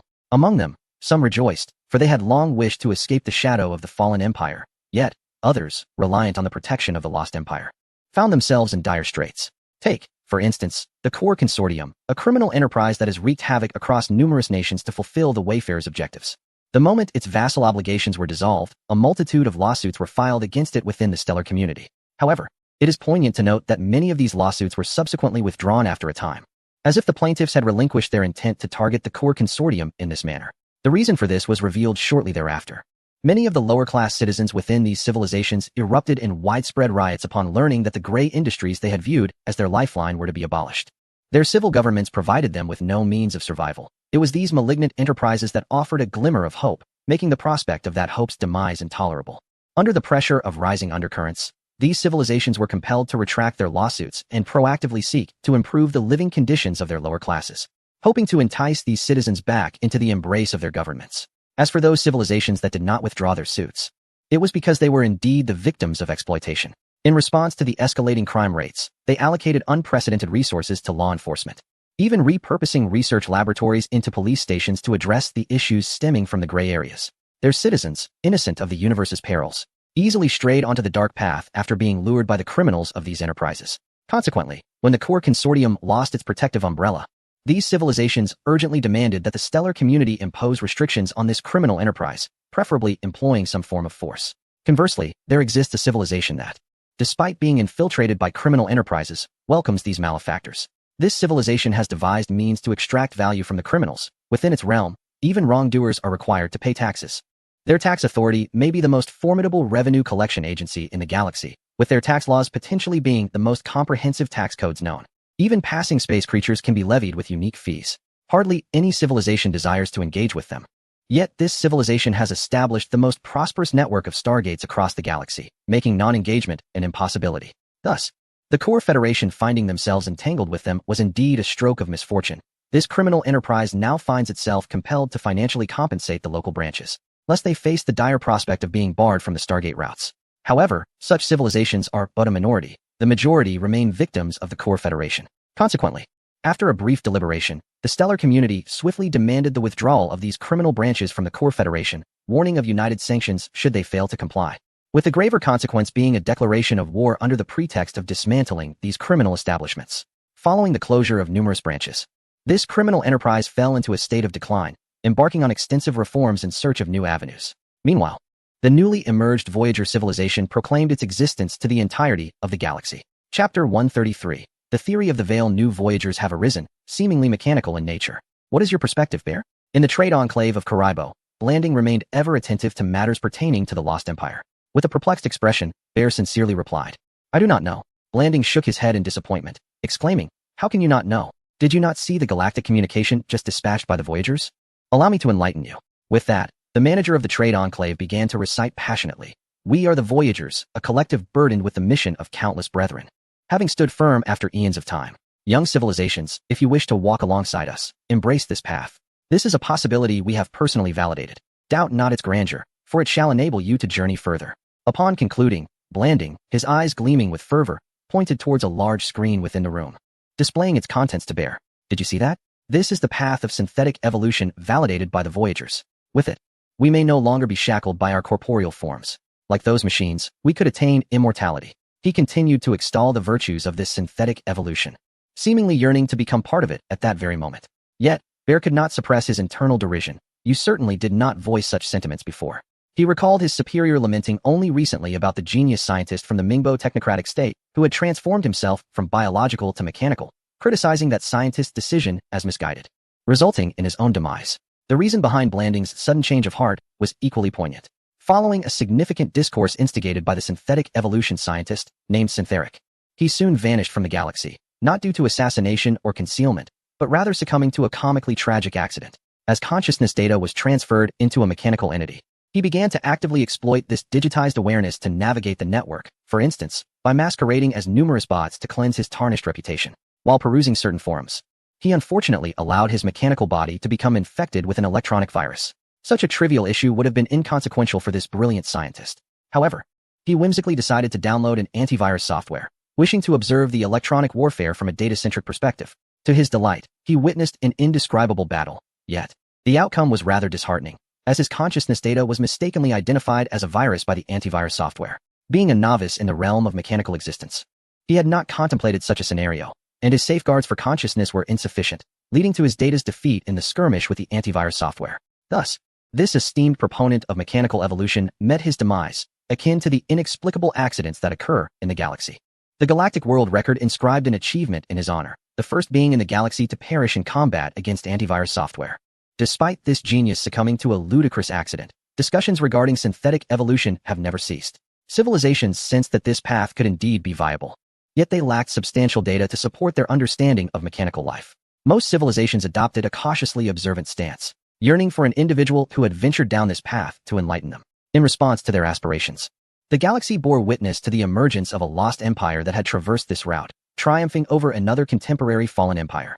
Although these two ancient empires appeared to be united in bygone eras, the newly arisen Wayfarer seemed to have embarked upon the very path they had long hesitated to take. Furthermore, the Wayfarer generously shared this technology, sparing others from prolonged uncertainty on this journey. This undoubtedly provided a significant impetus for all civilizations aspiring to tread this route, for it represented a pathway that could potentially lead to the realm of the lost empires. Even those civilizations initially skeptical of synthetic evolution found themselves swayed by hesitation. However, not all civilizations shifted their perspectives due to the resurgence of the Wayfarer. Idealistic civilizations steadfastly perceived this as an act of collective self-destruction. Some civilizations pursuing genetic paths took Precellin as their model, remaining indifferent to the synthetic evolutionary route. Meanwhile, other civilizations harbored differing sentiments. They were reluctant to abandon their corporeal forms, yet envied the efficiency of mechanical entities, all while unwilling to forsake the paths of psychic energy and genetics. Consequently, they resolved to amalgamate the strengths of various disciplines, continuing along the path of cybernetic enhancement while simultaneously seeking to engage with psychic energy, hoping to attain the blessings of the virtual realm. Nonetheless, the transformations of the Wanderers have brought forth numerous surprises to the civilizations of the galaxy, particularly the unanticipated path of synthetic evolution, which has now been officially included in the textbooks of civilizational development. Whether they will pursue this path remains contingent upon their own choices. Li Wenyuan observed the new changes within the galaxy, perceiving them as a promising omen. Birth and destruction are the themes of the cosmos. Yet it is evident that the civilizations in this small corner of the galaxy are capable of traversing a much longer journey. Perhaps this can be considered a testament to humanity's achievements? Had they been left to their own devices, the process would have been fraught with cycles of rise and fall. He glanced at the progress of the colossal construction underway and then turned his attention to the Wanderers. Recently, he had been feeling somewhat listless. The research vessels traversing the galaxy had failed to uncover many intriguing facets, while Grey Wind was preoccupied with designing her vassal civilizations, often absent from home. The only source of interest for him was the recently concluded contest for supremacy among the Wanderers. This group, revived from ancient times, was inheriting the legacies of their kin, effortlessly restoring artifacts that the original Wanderers could not comprehend. The three lighthouses, symbols of their beliefs and faith, had become mere specks of dust amidst the vast cosmic sea for various reasons, yet they did not mourn this fate. Instead, they continued to stand upon the wellspring of knowledge, gazing towards the future. To pause at a certain point does not constitute true wandering. One day, they too shall depart from here, leaving behind their legends. However, the time for their journey has not yet arrived. They have much preparation to undertake. As time flows inexorably, they have diminished significantly and now require further accumulation. Li Wenyuan harbored curiosity about how far these unique mechanical consciousnesses could progress. This was a group of intrepid individuals who had forsaken their corporeal forms in favor of mechanical bodies. Their consciousness did not exist in a gestalt state like that of true sentient machines. In some respects, they were interconnected, yet possessed individual consciousness. While their modes of thought had undergone some alterations due to their mechanical nature, fundamentally, they remained largely unchanged from their past selves. Even the sentient machine civilizations found themselves in a state of profound ambivalence towards this new lost empire. They perceived these mechanical beings as potential kin, yet numerous differences rendered them difficult to comprehend. At present, through the assimilation of the Wanderers' legacies, they uncovered many secrets within their territory, swiftly relaying the most significant of these findings to the Guardians. A repository? Li Wenyuan received a message from the Wanderers, directing his gaze towards the virtual realm, encompassing all knowledge of this planet. Indeed, one of the Wanderers continued, through the sifting of memories of their kin, they have chosen to settle here primarily due to this planet filled with ancient repositories. They believe it to be a relic of the Harbingers. However, upon our examination, we discovered that the technology employed here is indeed highly advanced, albeit somewhat distinct from the methods of the Harbingers. We wish to invite you to come and observe. Could it possibly be related to humanity? Li Wenyuan pondered this thought and acquiesced to the request. As long as it pertained to humanity, he felt compelled to engage directly. The ancient travelers had concealed the news of this planet remarkably well, even from him. Fortunately, they had never disclosed this information. Otherwise, he would have had to educate the former travelers before the ancient ones could awaken. He had ventured into the territories of the long-gone Watchers and the departed Silent Ones, finding little of note. But would the travelers be different? With such musings in mind, Li Wenyuan navigated the research vessel to the star system housing the data repository. The borders of the travelers were perpetually open to him. He could undertake any endeavor within. Upon arriving at the repository without any hindrance, he soon beheld the ancient archives, overrun with various creeping vines. The travelers had refrained from clearing these plants, fearing that they might be intrinsically linked to the data recorded here, and any removal could jeopardize the repository's integrity. Upon a cursory examination, Li Wenyuan discerned that these archives existed in a peculiar state of intersection between the old and the new. The oldest data was preserved within an exceedingly archaic transistor, requiring the utmost care even to touch, for a mere tremor could shatter the transistor and obliterate the data forever. Conversely, the more advanced storage devices were so peculiar that even he struggled to comprehend their extraction methods, though simple in appearance. They exuded an aura of sophistication as if derived from a far-flung future. Intrigued, he cautiously directed a drone to connect to one of the accessible ports, which seemed to serve as evidence of the traveler's research conducted here. Soon, he discovered that the data encryption methods he encountered were indeed strange. He initially suspected a human technique, but upon attempting to decode it, he realized the significant differences. It was as if numerous entities, strikingly similar to humans in various aspects, had encrypted the information here, employing methods that mirrored human practices yet proved utterly ineffective to decode with contemporary approaches, resembling something almost plausible. Of course, he also unearthed certain items undeniably left by humans. Among them was a segment of data obscured by a plethora of seemingly chaotic characters. However, upon deciphering those characters, he uncovered data encrypted with several questions. This is a message encrypted by a genius young expert. Correct answers will yield rewards. Please listen to the questions. 1. Why do fish not speak? Because fish cannot speak. They are in a fishbowl. 2. When does a clock stop ticking? A clock never stops. It ceases when it reaches its end. 3. Which animal is closest to humanity? Parasites that inhabit human bodies, other humans. These bizarre questions plunged Li Wenyuan into a profound silence. The characters that encrypted this data will not be obliterated due to erroneous responses. They will merely revert to a state of disorder, necessitating a re-encryption of these characters. The erstwhile travelers endeavored to decrypt them, yet lacking mastery over human decryption methods. They spent an extensive duration attempting to decipher these characters, ultimately failing in their answers. Given the immense computational power and time required for decryption, the former travelers relinquished their pursuit. However, for Li Wenyuan, decrypting the human encryption program was but a fleeting moment. The essence lay in the inquiries themselves. He recalled the whimsical nature of human behavior and, thus, responded to these questions in a riddle-like fashion. Yet, to his astonishment, this time, humanity was strikingly earnest, revealing that the true answer was 3. Incredible. He sensed he might be on the brink of uncovering something profound. The decryption was complete. Beneath the surface of the questions lay a technology that had previously appeared on his technological tree. Theory of the Veil, Technology Level 9. Introduction. Confidentiality measures have long been a critical element in the cosmos. No one wishes to witness a scarcity of freshwater resources re-emerging in interstellar realms. Our theory has birthed a novel concept. Perhaps we can construct a vast confidentiality project capable of cloaking entire star systems, river systems, and even the universe itself. In doing so, we would secure the time and opportunity to pursue our own endeavors. Potential technology, a glimpse of the future, 0, overestimating myself. I shall strive to pen more diligently. End of chapter 134. The Starseed Council. The Theory of the Veil, a 9th-level technology, has unveiled a monumental method for constructing interstellar projects. Whether concealing a single planet or an entire river system, the potential effects of this technology are theoretically boundless.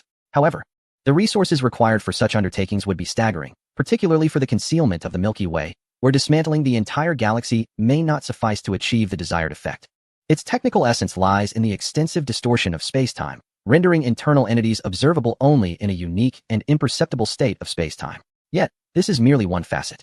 An equally crucial aspect of the veil involves creating an exact replica to be placed within the original space-time. Only in this manner can the veil attain perfection.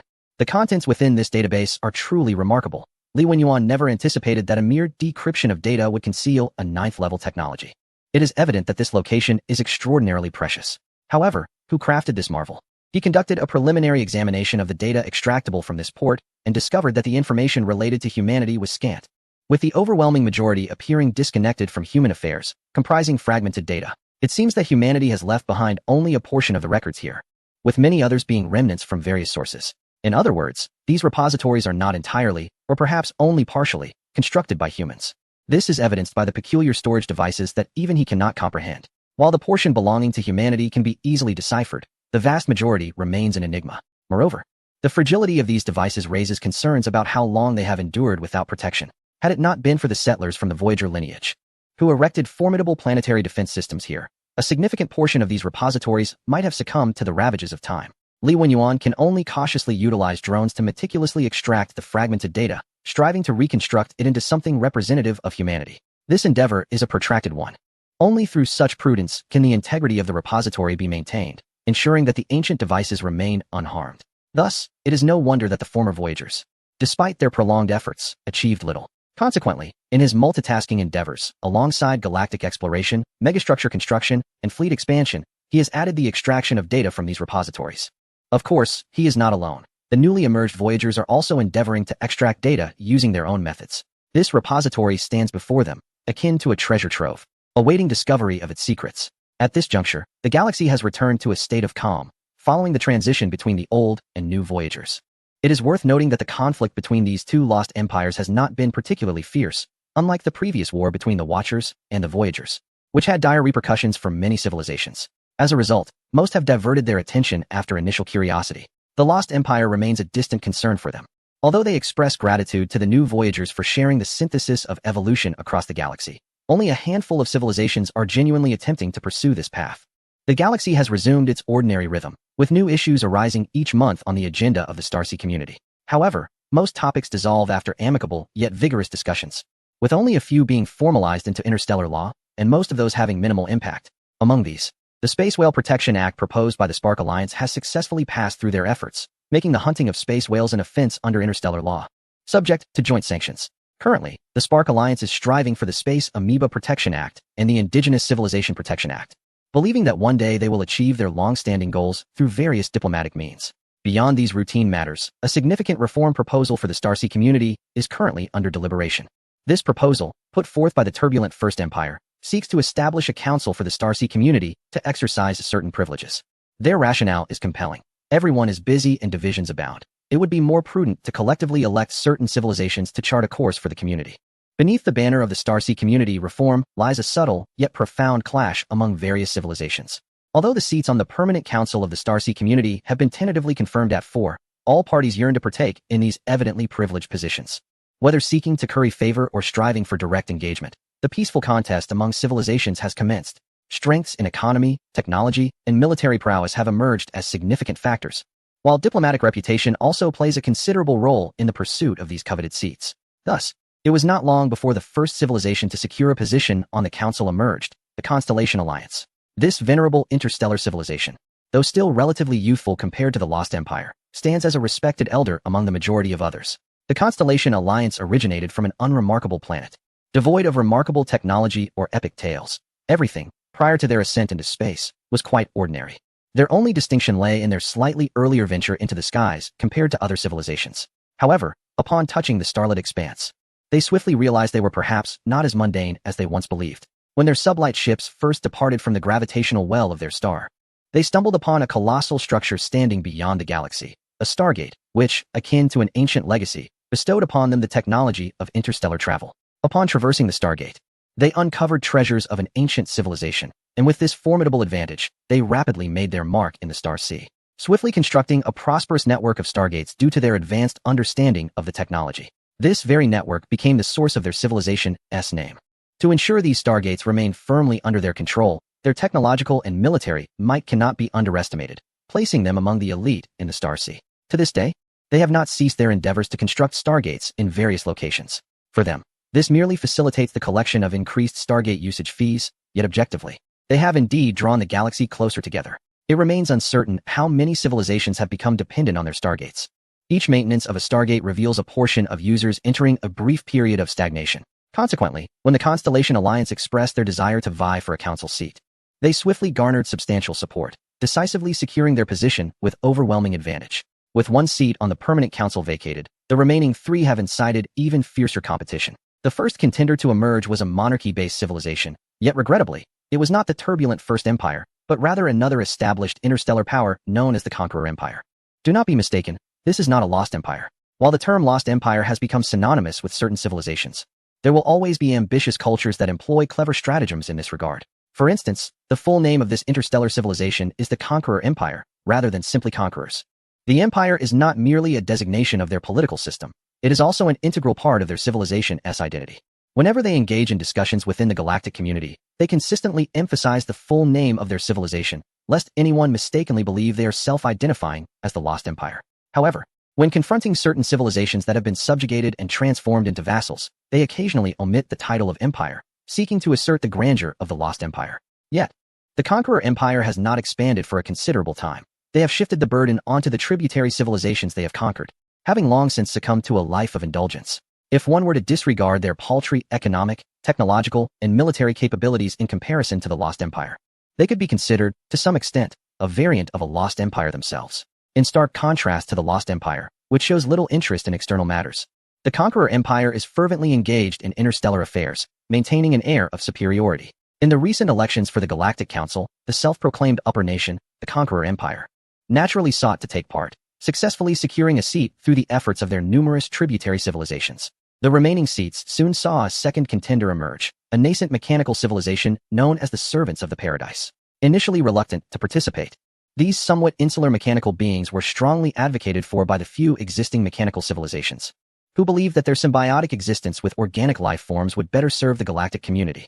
Out of considerations for the distribution of power, this exclusionary mechanical representative garnered substantial support from the majority of neutral parties, securing the third seat. Consequently, the competition for the final seat became unprecedentedly fierce.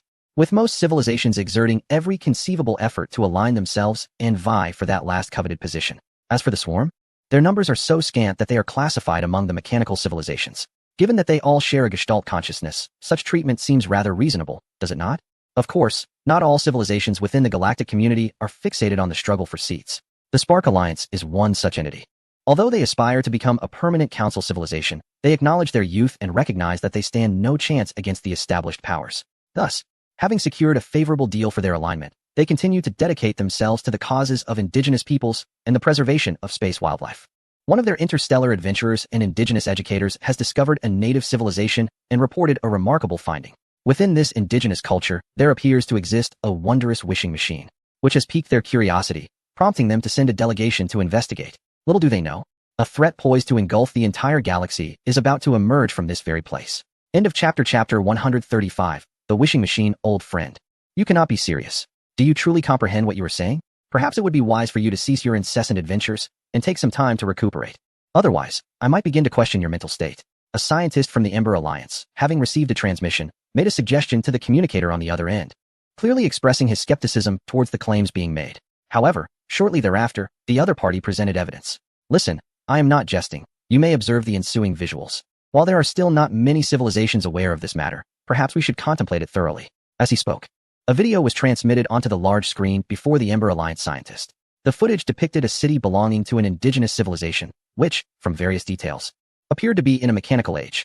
Artificial machinery had begun to be extensively utilized in production lines, with the themes of unemployment and employment prevailing during this era.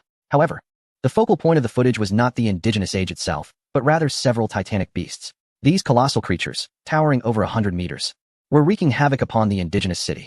To withstand the pressure exerted by such immense size, their bones and muscles were far sturdier than any ordinary metal.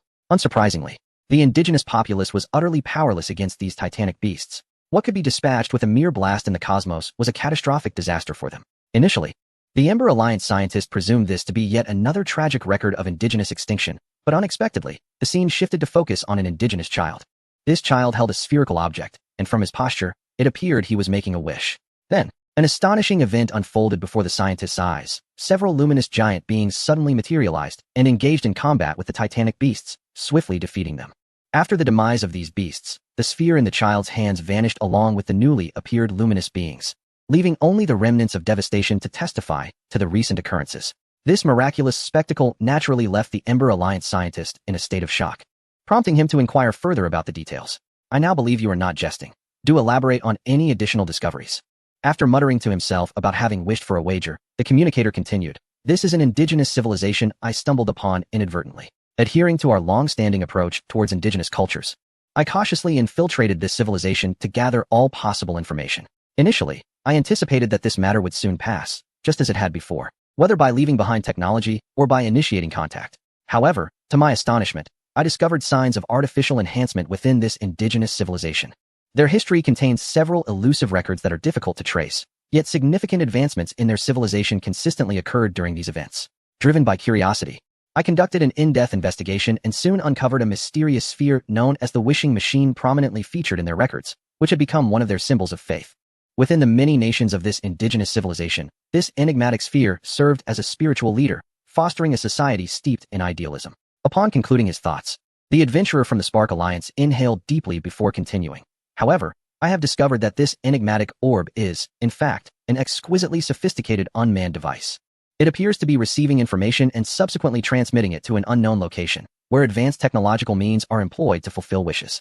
I suspect that the vague yet significant advancements in the history of this indigenous culture may have been driven by such wishes, which has consequently led to the preservation of many archaic and irrational customs within this civilization. What do you think about this situation? The adventurer's expression was one of inquiry, as if eager to discern the thoughts of those on the other side of the communication device.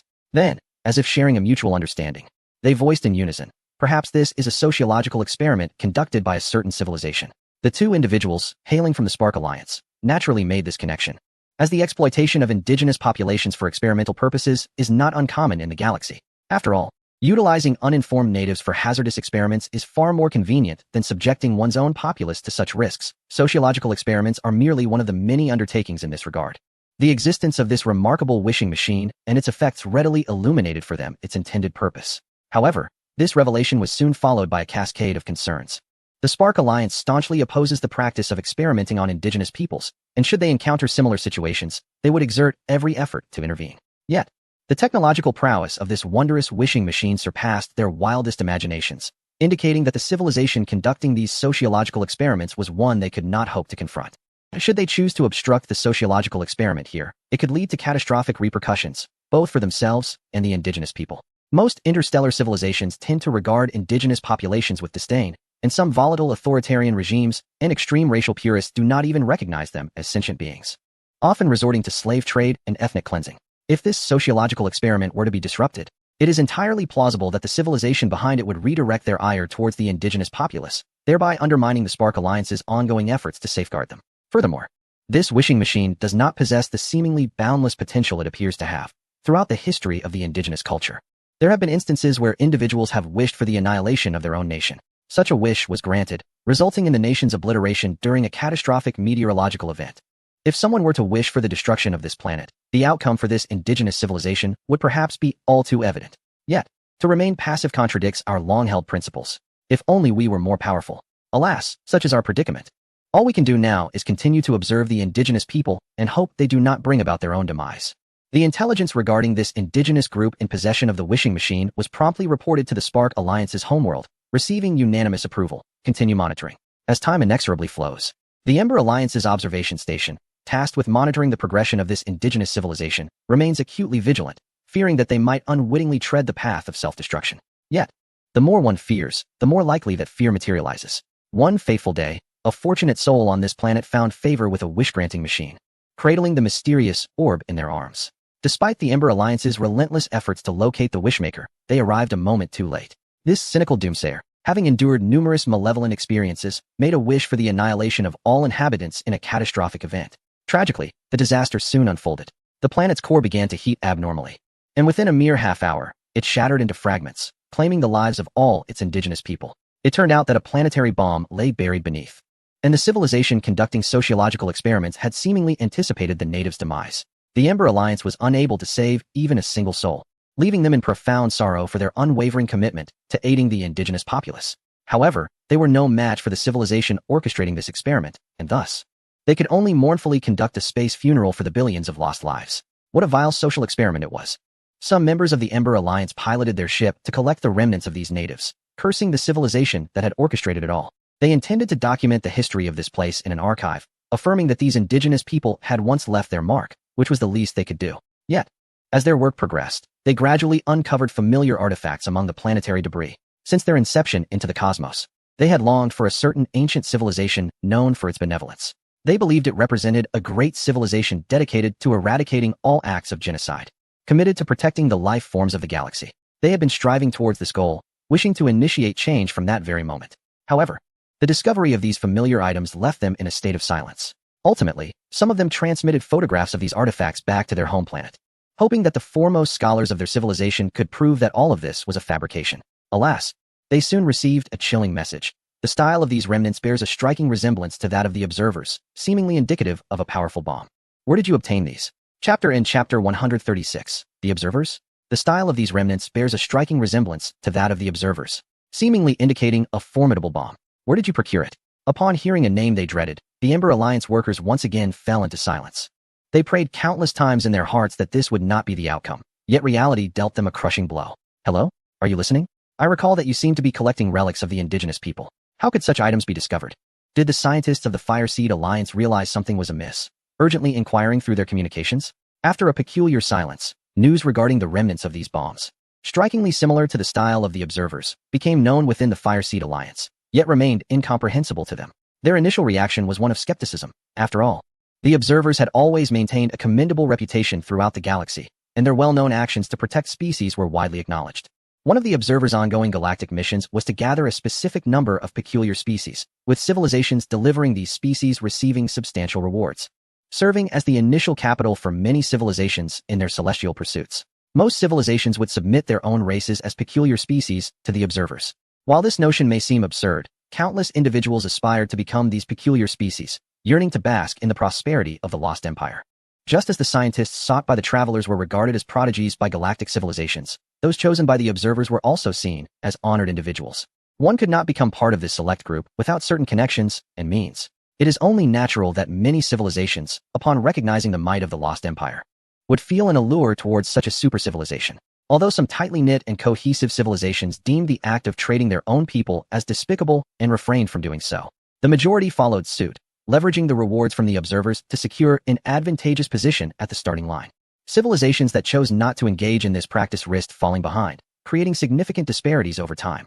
Consequently, after gaining an understanding of the cosmic environment and common practices, the foremost action undertaken by these civilizations was to trade their own people for rewards from the observers.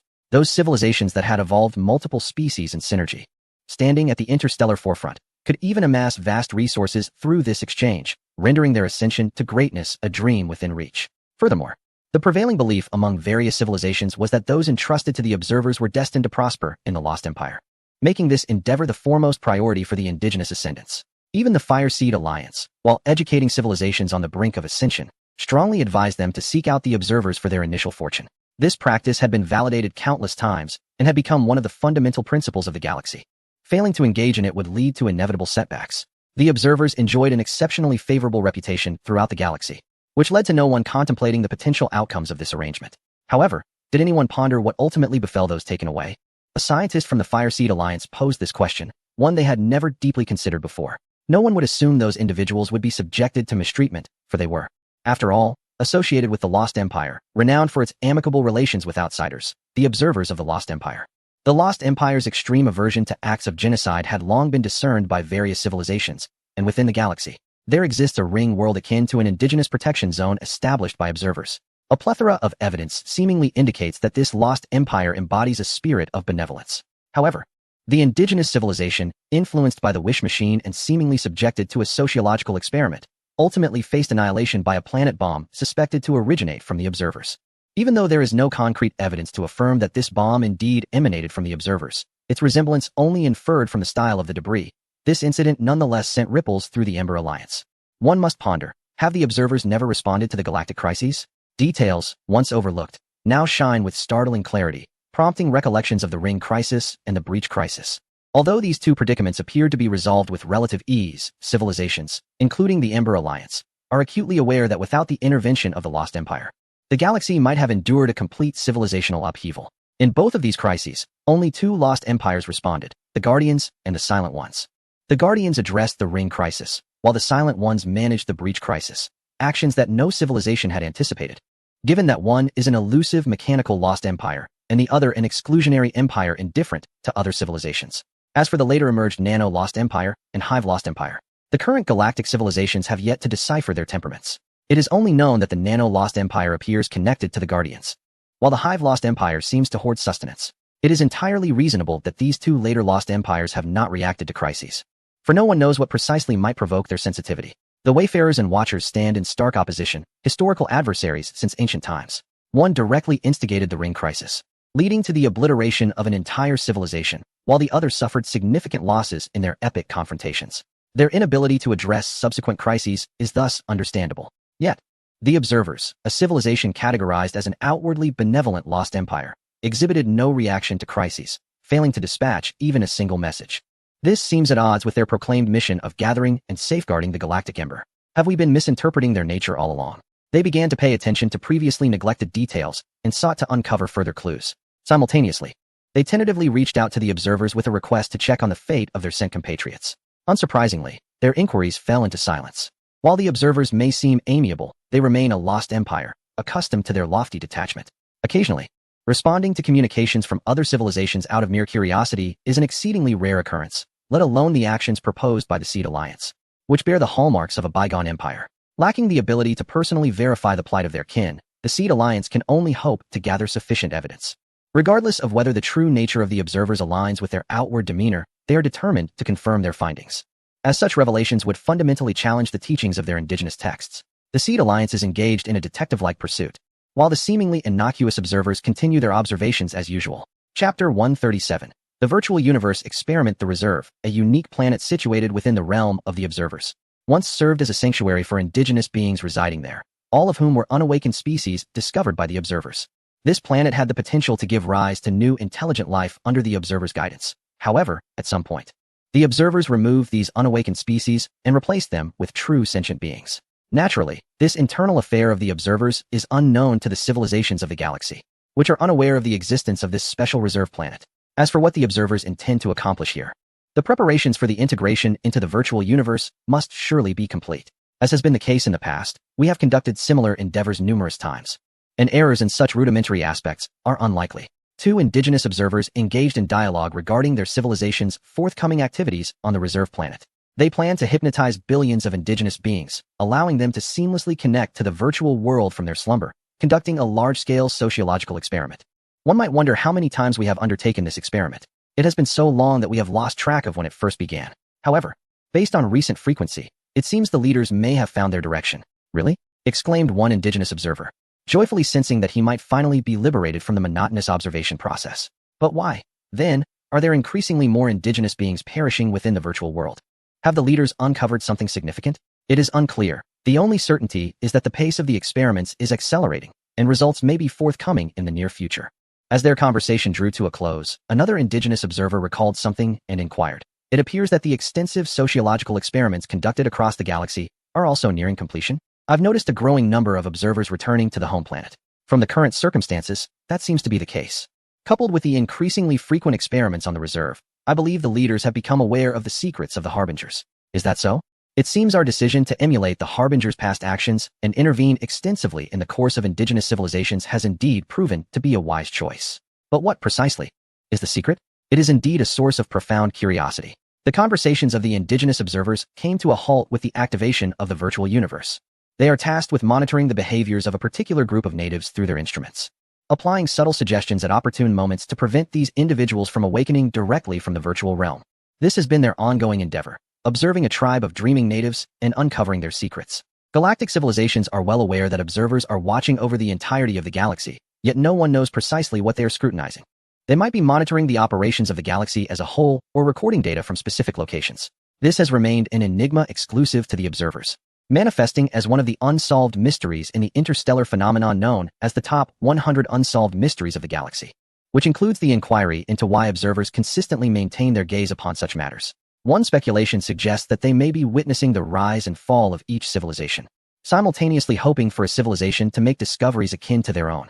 However, the proponents of this theory are exceedingly few, as it merely obscures the earlier question of what precisely the observers have uncovered.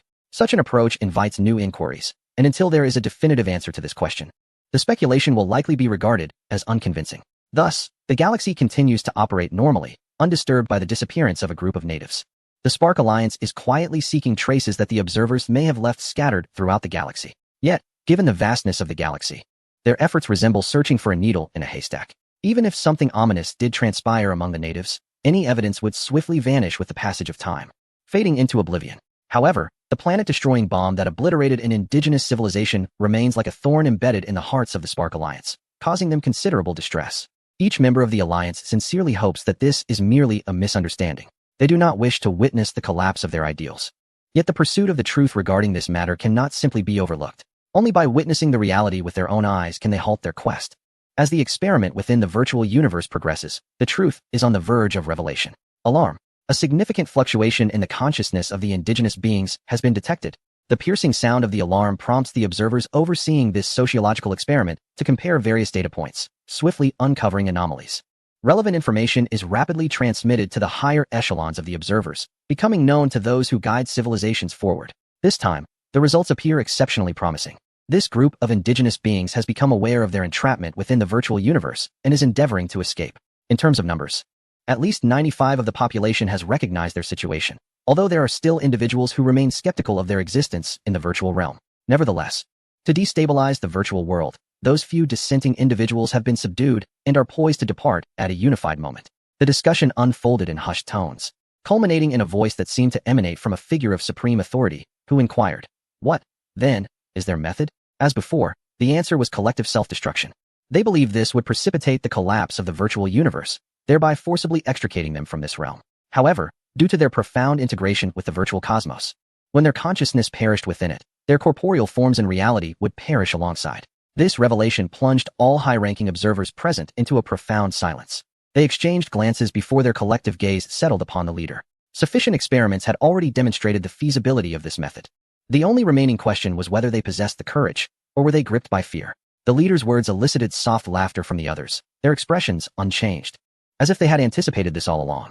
This was the pursuit they had long sought. Having discovered the outcome, how could they possibly harbor fear?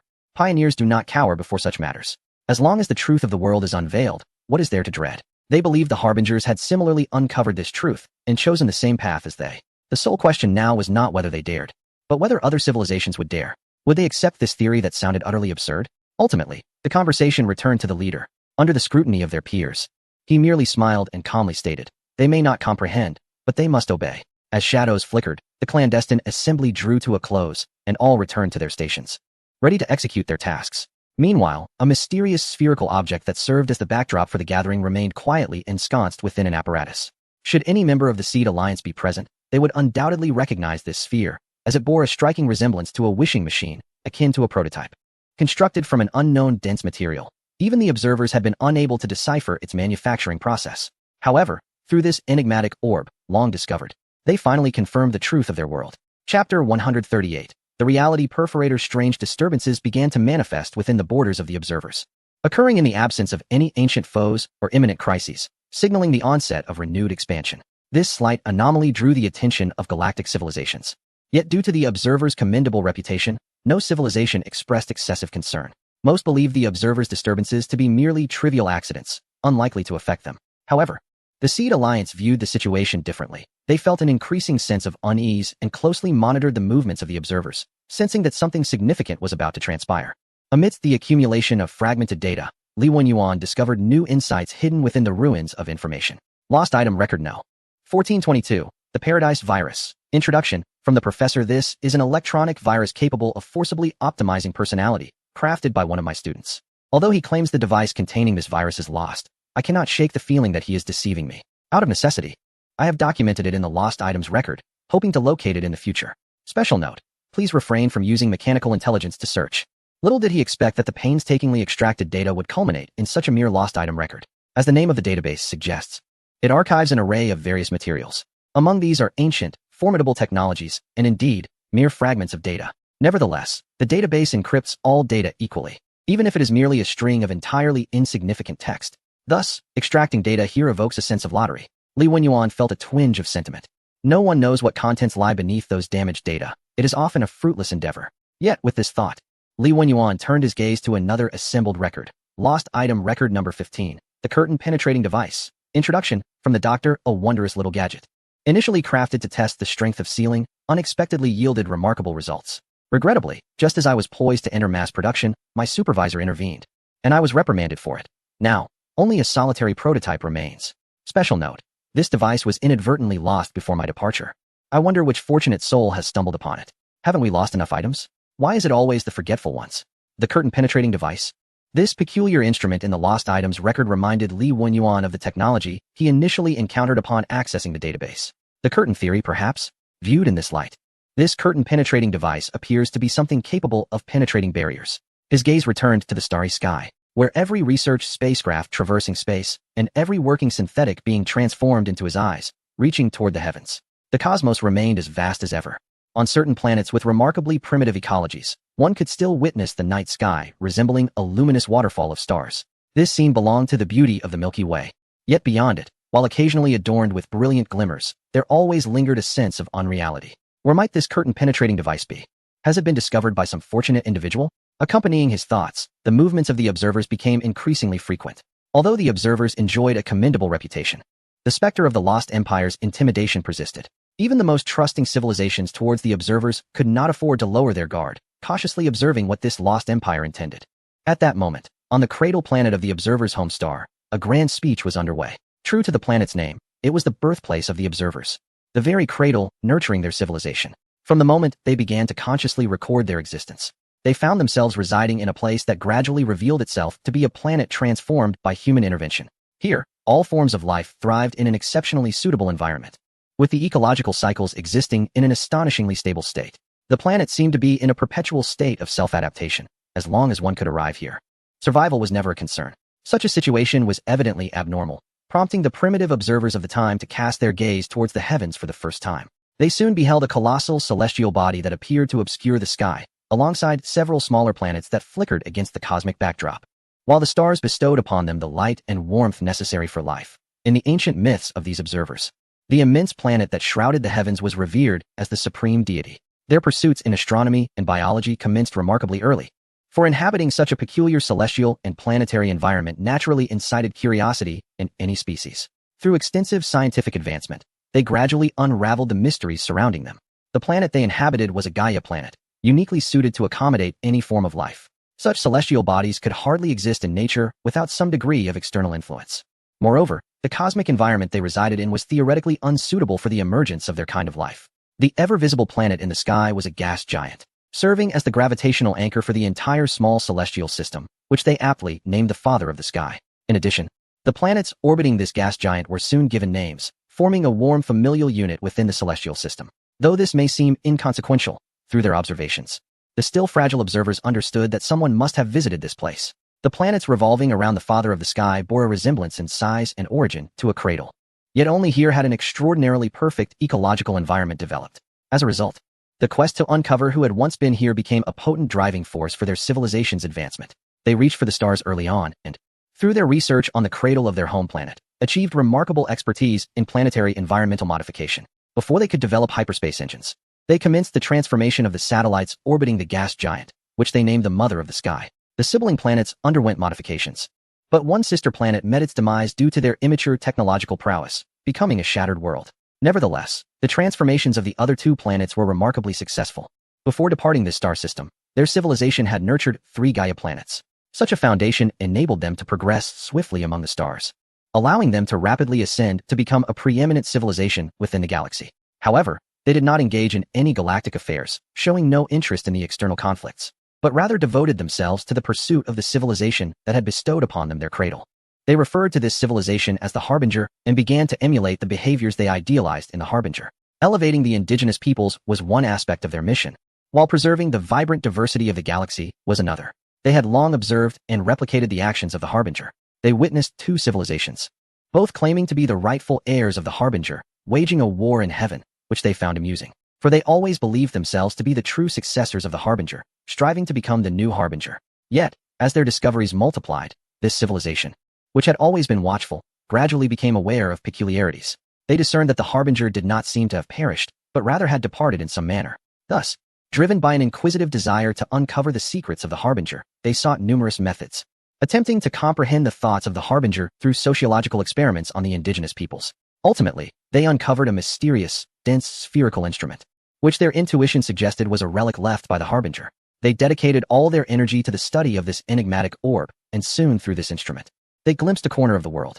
They realized that this world was a fabrication. The instrument revealed to them the true galaxy, a realm steeped in silence, devoid of any life, while their current existence was merely a functioning virtual realm. They named this device the reality aperture, for they believed they had glimpsed reality. Thereafter, they succumbed to a state of decline. While other civilizations continued their strife across the galaxy, they retreated early to their present borders, coldly rejecting any interaction with other civilizations. The overwhelming shock of truth nearly shattered them, yet their yearning for the Harbinger swiftly calmed them, prompting contemplation on how to escape this illusory world. They speculated that the Harbinger must have discovered the truth of the world, departing through some means.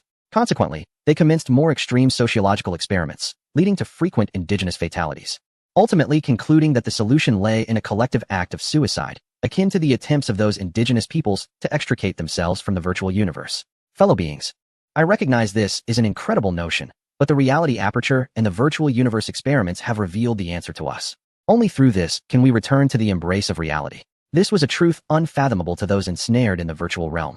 Yet I believe only those of you who share the same cradle as I can comprehend. The leader of the observers disclosed their long-concealed findings to the populace, inciting a brief wave of panic. However, amid the reassurance, the people, united by a formidable sense of cohesion, came to understand their leader and collectively chose to believe. Even though the notion of collective suicide sounded exceedingly absurd, they unanimously resolved to make that decision. The unity of an entire civilization and their trust in those who advance have led them to choose this path. However, our numbers alone are insufficient to shake the virtual apparatus that confines us. We must enlist the aid of other civilizations within the galaxy, even if it requires deception or conquest. Chapter 139. The benevolent refugee. The unusual activity of the observers had momentarily subsided, But before the galactic civilizations could catch their breath, alarming discoveries emerged from various star systems, igniting a wave of unrest. Strange phenomena began to manifest, with the dead returning to life on planets once deemed lifeless, and the corpses adrift in the cosmos, gradually regaining a semblance of flexibility. An organized movement began among the resurrected corpses, their decaying essence entwined around them. Yet this did not hinder their efficiency. Observationally, these corpse civilizations appeared to possess all the characteristics of sentient beings, save for their lifeless state. Initially, the galactic civilizations were puzzled by this spectacle, but it wasn't long before they recognized the impending crisis. A native educator from the Spark Alliance hastily departed from his school, returning to his home planet. He was the leader of the Spark Alliance, yet during his free time, he would personally volunteer to educate within indigenous communities. Despite the multitude of duties that fell under his purview, the efficiency of artificial intelligence allowed him ample time to attend to personal matters. However, due to the unique circumstances of that day, he was compelled to swiftly return to his home planet for an emergency meeting. Without further ado, he took his place and commenced the proceedings. Soon, someone proposed, "These corpse civilizations are exceedingly peculiar. I find it difficult to comprehend their mode of existence, which seems to depend entirely on the presence of corpses." All attempts to communicate with them had failed, and these corpses were launching an offensive against everything around them, amassing a significant force within the galaxy. The most challenging aspect was that these corpse civilizations had seized control of numerous nests of space creatures. Now, in addition to confronting the fleets of the deceased, we also faced an army of the undead. What was the response of the Star Sea community? Discussions progressed rapidly, and all intelligence was swiftly compiled. Soon, someone remarked, the emergence of these corpse civilizations was alarmingly swift. They seemed to have been lying in wait throughout the galaxy, awakening at a predetermined time to commence their invasion, without any warning. It would be inaccurate to claim there were no signs, one interjected, at the very least. The observers have been quite active, have they not? This statement plunged the conference room into a brief silence, until the perceptive leader of the Spark Alliance inquired, "What is the status of the indigenous civilization that was annihilated by the suspected observer's planetary bomb? I see that our memorial to the indigenous civilization built there has been destroyed." The lens captured the invaders just before its destruction. They were the indigenous people whom we had conducted space burials for. This revelation caused everyone present to collectively gaze at the backdrop of the conference room, adorned with a flag depicting the Observer Galaxy map. Just as someone was about to speak, an urgent communication arrived from the diplomatic agency. The observers had issued a proclamation to the entire galaxy. Something felt amiss. Accompanying the message was a translated galactic announcement. "Greetings, young civilizations. We are the observers, ancient witnesses to the rise and fall of the galaxy through countless ages. We have discerned many truths and witnessed what reality truly is. Fear not those who seek to extinguish the galaxy. We shall assume the mantle of guardians in this crisis. Now, we shall act as benevolent shelterers, offering refuge to all suffering civilizations. Only by uniting can we overcome this common threat." The communication was succinct yet rich in content. The observers, or rather the benevolent shelterers, had sent out a proclamation of refuge to the entire galaxy and proactively sought to join the stellar community, proposing the establishment of a galactic defense alliance as their leadership.